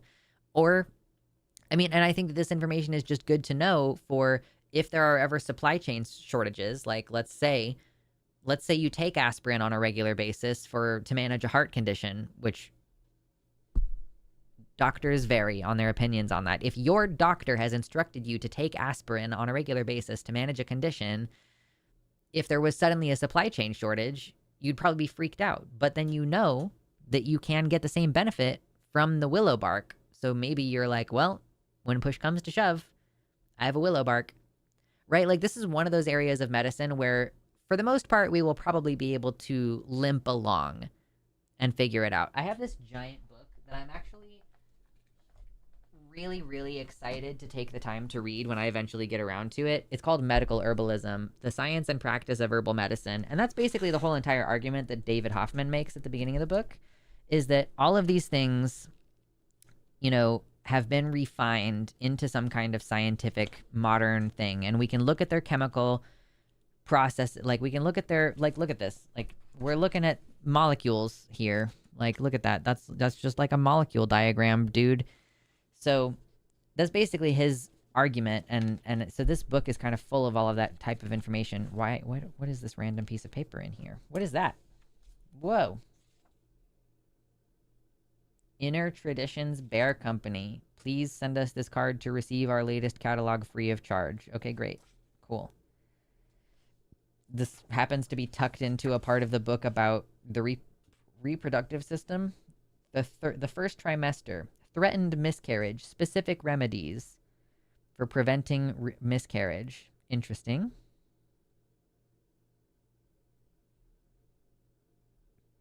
But yeah, anyway, I do think that there are some benefits to knowing this shit. Like, dude, California poppy grows all over the place here this time of year. Or I don't know, maybe we're kind of getting past it, but there was California poppy fucking everywhere. And you can take California poppy and it's a poppy, so you can make a tincture for sleep.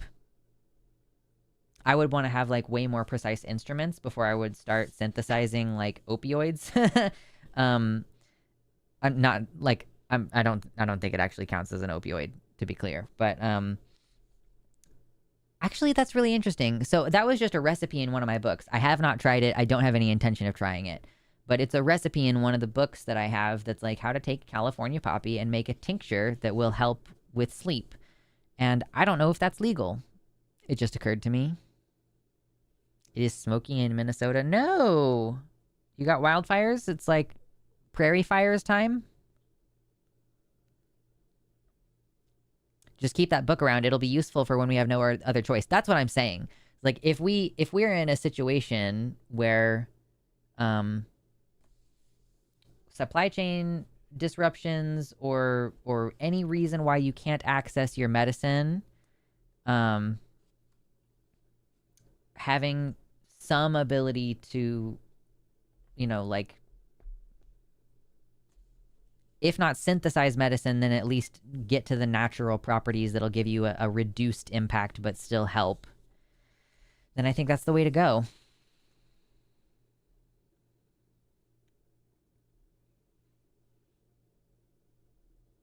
I love that poppies give us harmless seeds, morphine, and heroin. Exactly.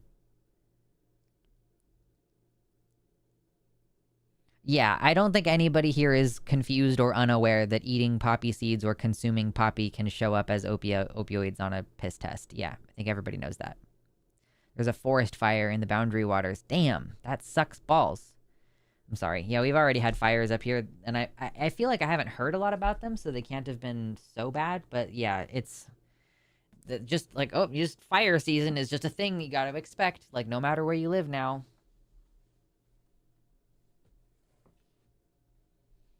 Let's put my giant fucking book back.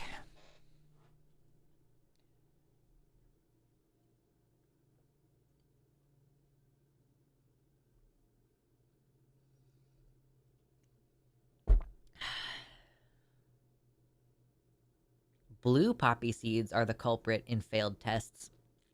By blue poppy, do you mean the flower is blue or the seeds are blue? Because all the California poppies here are like orange. They're so pretty. Oh my god, they're so pretty.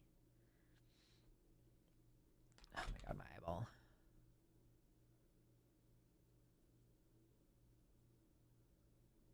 I also thought it was the same poppy, but the ones in the PNW are technically a different species of poppy. The ones up there were in bloom and so beautiful. Okay. So I guess the California poppy, like, it's called a poppy because it has the same sedative effect, but it is not the same plant. So maybe it wouldn't show up on a drug test. I don't know.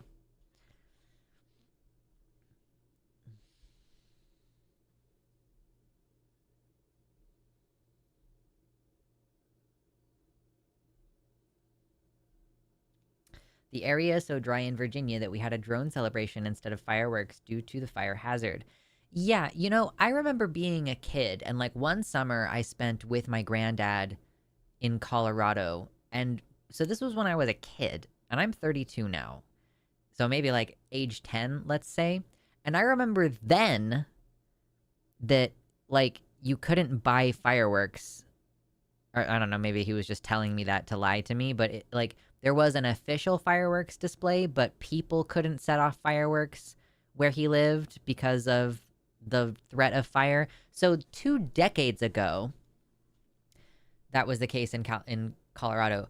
I am shocked that people have access to fireworks the way that they do here in Oregon. I really did expect it to be like illegal within city limits, or and maybe it is limited. Like if somebody who's from Oregon maybe in the chat, let me know, but like maybe it's limited, you know, you can't get certain kinds, but people were setting a lot of fireworks off near where I live. And, you know, for like a couple weeks before and for a couple weeks after.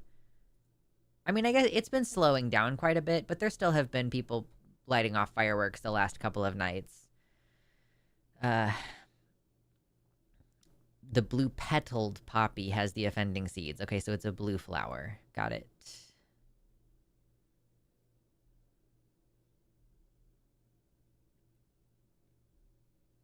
But yeah, I do kind of like, I'm like surprised that a place that gets wildfires like this allows people to have fireworks. Also, I think it's deeply antisocial and that it should be illegal to use them on any night except the one night. And frankly, I think it should be limited even in that. Okay, I was thinking about this earlier today. I do think, you know, and maybe this is just me existing within the system that we exist, but I actually do think I should be able to call the cops on my neighbor for shooting off loud fireworks 4 days after July 4th. Like, I actually do think that you should get in trouble for doing that. I think I should be able to call the police and have them show up and tell you to fucking knock it off. I don't know. Maybe that makes me not a leftist anymore.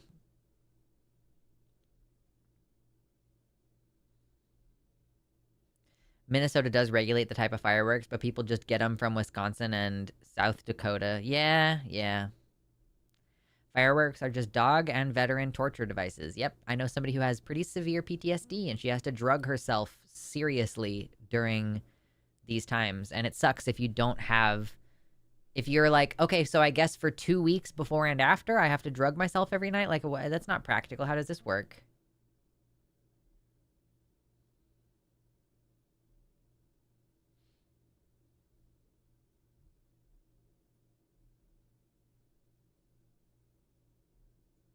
The 4th of July and New Year's are the official days I've seen everywhere.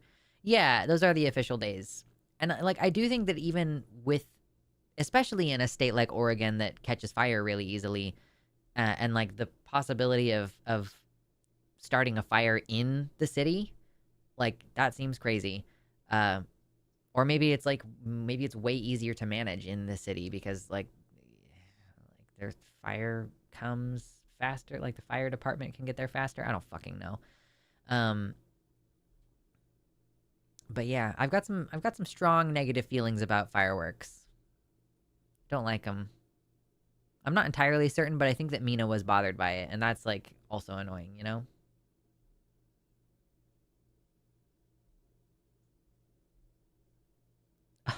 I have a neighbor that shoots falcons because they go after his chickens. Highly illegal, but he never gets caught. Dude, I guess. I guess. It's like you're just straight up fucking poaching, but alright.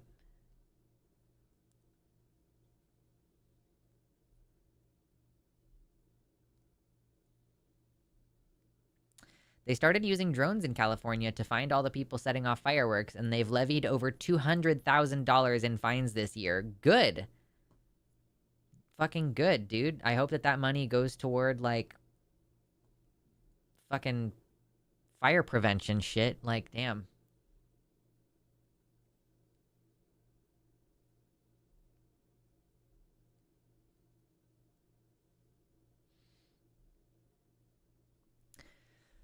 Ugh.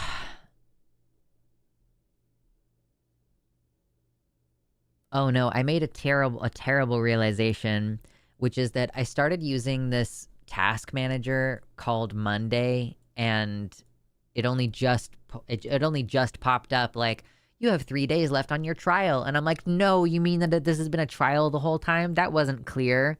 That wasn't clear before now. Oh no, because I like it and it works, and I don't want to pay $9 a month for it, but it has been really helpful. So I'm like, oh, that's the bummer thing about this. Getting a task manager that is effective for me, so I'll actually use it and is helping me get my work done. I guess it's a fucking business expense on that note, but it still bums me out. Drone operator is a good paying job. You can earn around $65,000 per year doing it if you have the proper license in Virginia. When would you operate a drone other than on these drone times? Like when how often are there drones? Why?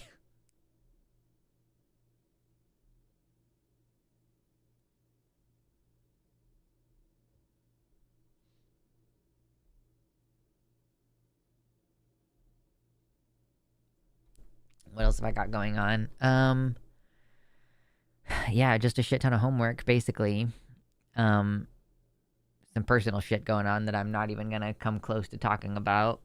Oh, I get to watch The Matrix. I get to watch The Matrix for the podcast. Gayfesh podcast, Many Worlds Hypothesis, with Gayfesh and Demon Mama and myself.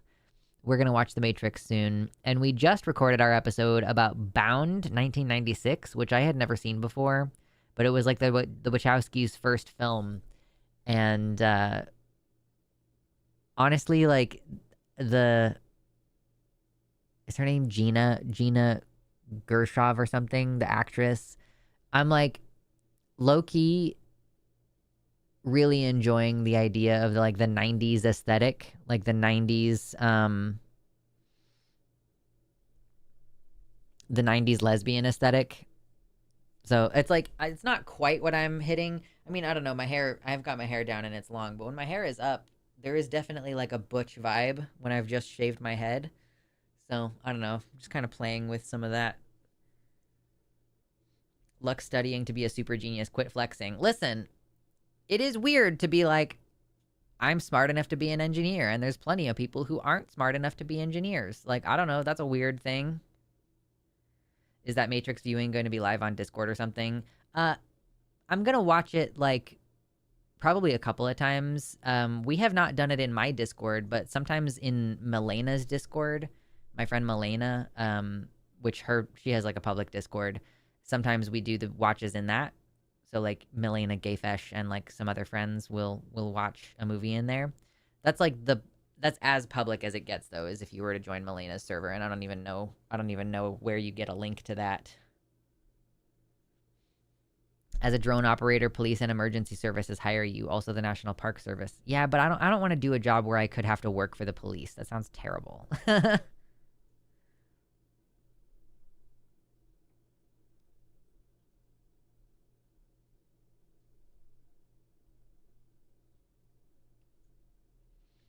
I don't know that I agree with the heavy fines and the use of drones to catch folks with fireworks. How do you determine who to fine when they're setting them off in the streets and cul-de-sacs? I mean, isn't the benefit of the drone that they take video footage? But yeah, I mean, obviously there's always an issue when a crime is punishable with a fine, because it's like, well, that just means that it's functionally legal for people with money.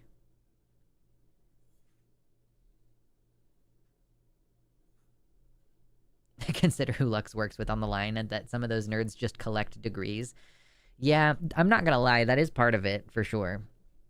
It's like being surrounded by super smart people does make you kind of go like, well, how am I applying myself? You know? I've got 2 engineers in the family, but I didn't get the math gene apparently. Yeah, for my midterm today, I honestly, I'm like worried that I missed something obvious. Like I either absolutely crushed it or I fucked up some things because it didn't even occur to me that I could have messed something up, you know? So I'm not entirely sure which one it was. I'm hoping, obviously, that I just understood everything and I didn't miss something obvious, because I felt like I understood everything on the homework and on the previews and everything that we did leading up to it. I did the optional extra prep that I didn't get any points for. Just wanted to like make sure I totally understood what was going on. And when I was doing the test, anytime I would solve something, I would take whatever I had and plug it back into the original equation to make sure that I had the right answer, which, like, I mean, maybe that seems obvious, but it's something that I haven't often done in my math classes previously or in classes previously in general, like checking my work. And then I got to the end of the test and it was only like 17 questions. Some of them were multi-part, like, you know, one question technically has like 5 true or false questions within it kind of thing, but still it was like a pretty short test. And I got to the end and then I was like, okay. And then I went back to the beginning and I looked over all my work. I like looked at each problem as if it was the first time I was looking at it. And I like looked at my work and was like, okay, is that clear? Double check, make sure there's not a negative in this in this equation that I have managed to forget to put the negative on like a later step in the equation. And yeah, I do think that I have the math interest. I think it's just like solving a puzzle, you know? Like I have a jigsaw puzzle out in the living room right now, and you know, there's like a way to do it. There's like a formula that you follow for how to do the puzzle. You get the outside pieces first typically, and then like there's usually some clear feature on the puzzle that you can start working on. So like I'm working on a dragon puzzle right now that somebody got me off of my wish list. Thank you. Throne.com/Luxander is my wish list, and I still have a couple puzzles on there, but mostly clothing. So it's kind of the same with math, where it's like, oh, now that I understand the puzzle and the different tools at my disposal to solve the puzzle, now we're just solving puzzles. Like now that's what we're doing. So in that way, math is kind of cool. So long as you understand what is happening to the numbers. So logs were kind of tough in that, like, understanding what's happening to the numbers kind of way, and like learning inverse exponents was kind of weird. But now I'm like, oh, that's just another tool for solving equations, and now I just can employ it very easily.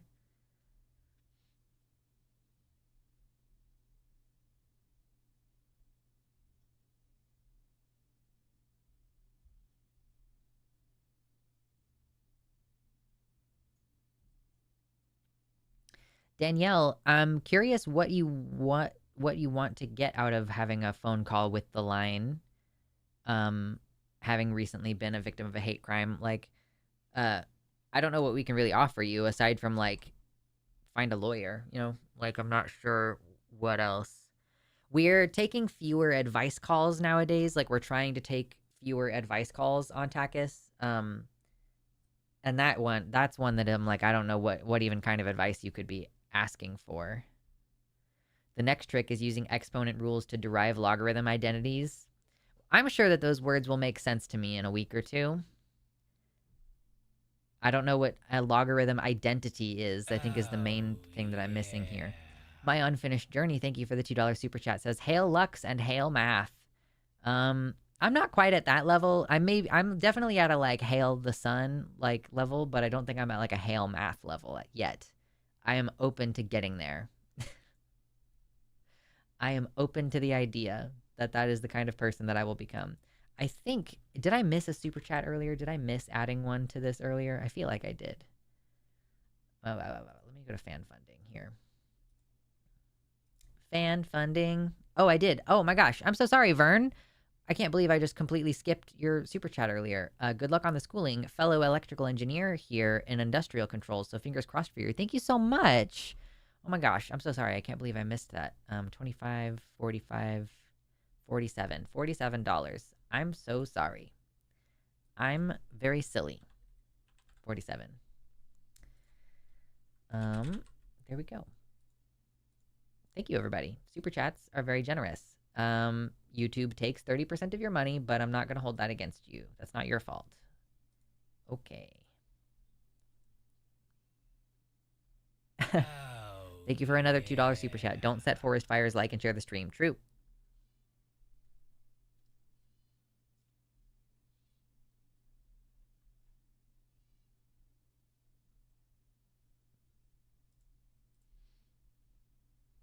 Like all the different logarithm rules and equalities.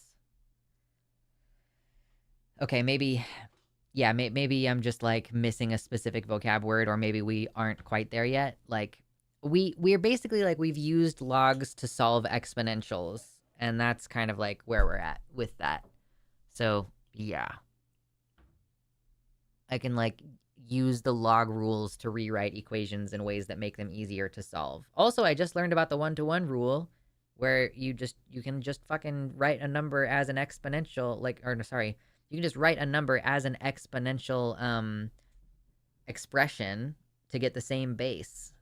And then that now makes sense why logs have to have the same base when you're fucking around. Anyway, nobody cares.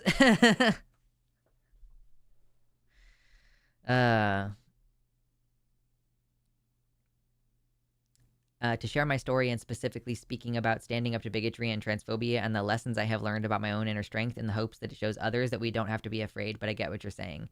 Yeah, we are not really doing like person just wants to talk about their experience calls right now. But that does not diminish the compassion that I have for the situation that you're in. And you know, like, I think it's really admirable, like the strength that trans people have to just kind of keep things moving after being victims of a hate crime. Like, I'm going to be doing a guest episode with Jay McCrite next week, and he was very recently the victim of a violent hate crime in Chicago. So, you know, the fact that he's like, I just want to get back into public speaking, you know, that he was attacked presumably for being an outspoken trans advocate, because the attacker knew him by name and was like, hey, are you that guy? And Jay was like, yeah, I'm that guy. And then the guy like attacked and stabbed him. So yeah, it's for him to be like, yeah, I'm gonna do more of it, like, you know, I'm gonna continue to do more activism and not be cowed by that. So that's pretty impressive to me. Cliff got a tier 1 subscription. Sub here instead if you don't want to take 33% finger guns. That's true. Cliff got a tier 1 sub. Thank you, saying sub here instead if you don't want YouTube to take 33%. That's not going to stop Bobtailed Trucker, who just gave 10 gifted memberships. Thank you so much. I appreciate that. I don't really know how to quantify the memberships into my donation amount, but I still really appreciate it. And shout out to all those people who just got, oh yeah, so like I did just post a video of me playing with Mina. Well, I was kind of presenting her with a challenge, and she got really mad by the end of the video. But anyway, it's on Patreon and on YouTube memberships. So if you are a YouTube member now, go enjoy that video of Mina. All the log rules can be derived from the exponent rules. Okay, so like, you know, there's like the rule where like you have, you know, like a base with an exponent, and then that is within like a cube root or something, but then you can just rewrite that as a fraction with the cube root number as the denominator in the exponent. So I imagine there's like some similar rule about there's probably some similar rule about logs. 50. Okay, I'll add the 50. Thank you so much for the donations. That makes it... We're at $97. Good gracious, look at that. All of a sudden. Thank you very much. Bobtailed Trucker. Wow, I'm getting so sleepy so fast. Mina. Oh, and somebody else donated $2 earlier that I didn't tally, so that we're at $99. 99 problems. Oh, come on. Save. Click. There we go.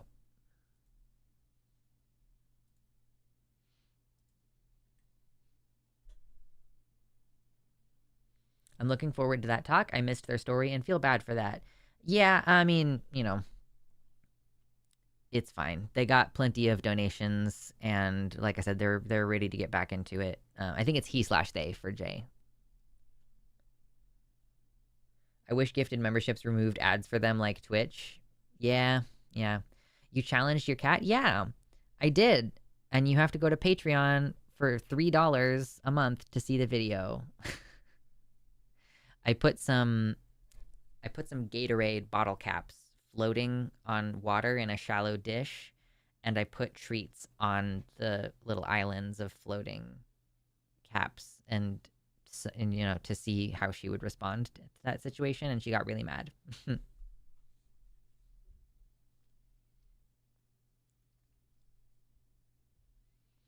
I've been lucky recently. Several strange cis women told me that they liked my looks and my style. It was going great until one of their boyfriends came by. I've been liked recently instead of hated on sight. Well, that's cool. I'm glad that you're going through like a positive change in that regard.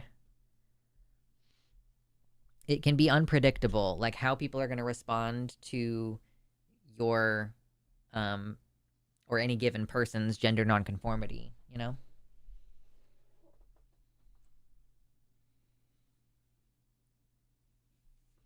I've been working on my shoulders as like my primary upper body exercise the last few weeks, and I cannot tell you how excited I am to finally start to like see shoulder development.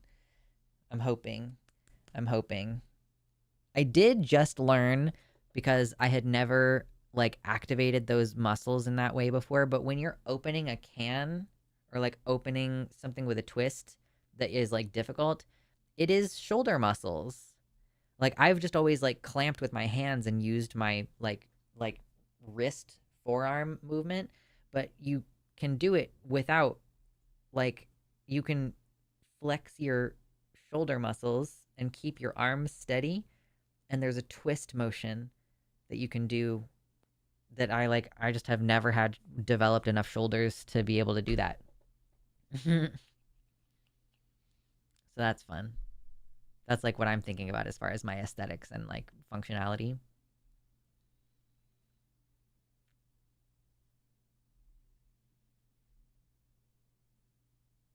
What is this symbol? YouTuber Grudge. I keep seeing people use this symbol and I don't know what it is. Pour? When I hover over it.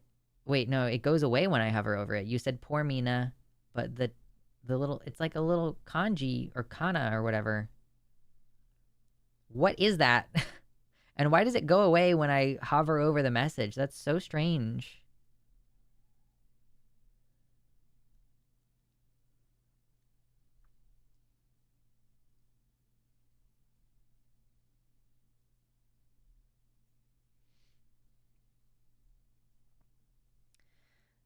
Yeah, I'm going out every weekend, every night I can, and will continue to be unapologetically myself. I'm going to keep doing karaoke and keep being the change in the world I want to see. Hell yes. So happy for you. Okay, YouTuber Grudge, you didn't do it. I don't know where this fucking came from, but it's so weird.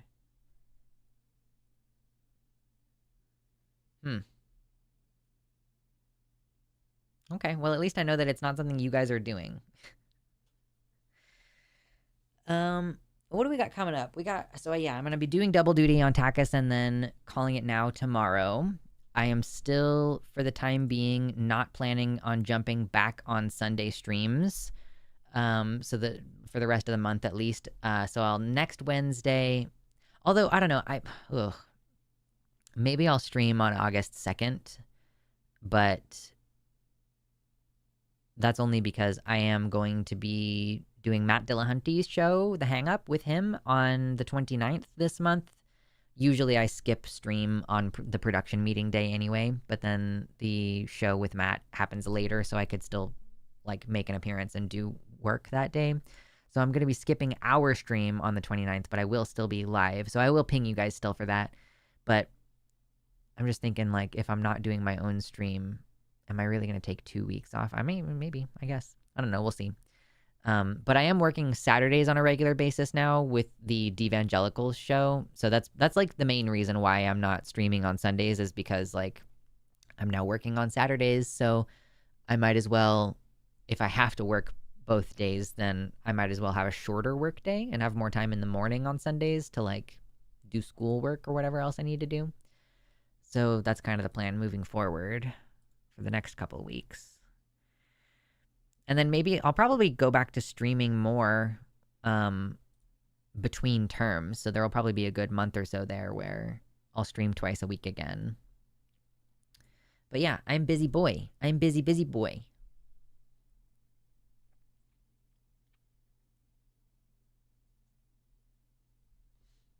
Love your time on the line. Very interesting. Yeah, we have a good time on the line. I like it over there. I like being surrounded by so many interesting people, you know, like so many different people educated in different fields, and like them asking each other questions is really fun. You know, Forrest asking a bunch of questions to Blitz on physics, a good time. And like I ask questions too, like, you know, I was doing shows for Aaron Adair when all the space stuff was happening recently with the Artemis mission. I think it's Artemis, right? And yeah, like I was asking him physics questions. And then I was like, oh, Dr. Blitz, what's your PhD in? You know, like maybe you might have to dumb it down for me a little bit, but like what generally is it about? So it's just kind of neat to be able to pick people's brains. And sometimes when I have biology questions, I did text Forrest one time, or I sent him a voice note or something about Romulans and Vulcans, and how I found out that like Romulans only left the planet Vulcan like 2,000 years ago in the timeline of Star Trek, or at least like in Star Trek Voyager or whatever the fuck we were watching. And it's like, yeah, that doesn't make any sense that they're a different species now, that they are so different that they're a different species now. Like that doesn't make any fucking sense. Not that it makes any sense on Star Trek anyway, because so many of the completely unrelated humanoid species are able to produce like viable half-breeds. It doesn't make any fucking sense. But but Forrest did answer my question at like 10 o'clock at night about like, wait, how could they they're not speciated yet, are they? And he was like, well, there are certain mutations that could enable it, but it's highly unlikely that they would have been speciated at that point. Like, yeah.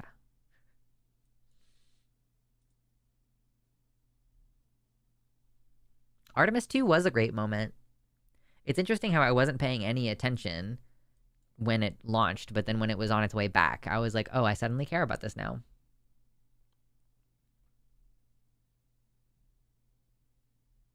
Oh, auto-translate? That's so weird that it just has decided to put an auto-translate on your message for no reason.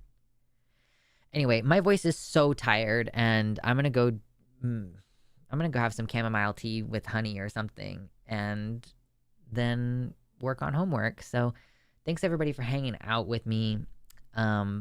Appreciate you chilling. I will ping you in the Discord tomorrow, so look forward to getting some of those debates in tomorrow. And if you've been watching the videos, if you've been watching the clips and sharing them, thank you so much. I'm trying to post those regularly now. I am definitely going to have to pay for this task management app because it's helped me get my editing done, and I need something to help me get my editing done. So look forward to seeing more clips coming out on a regular basis as well on the channel. And that's a great way to support for, help me in the algorithm by supporting the show, and I'll make money through advertisements and on that and everything. So appreciate everybody and your support in all the different ways that you do. So yeah, that's it. Okay, bye.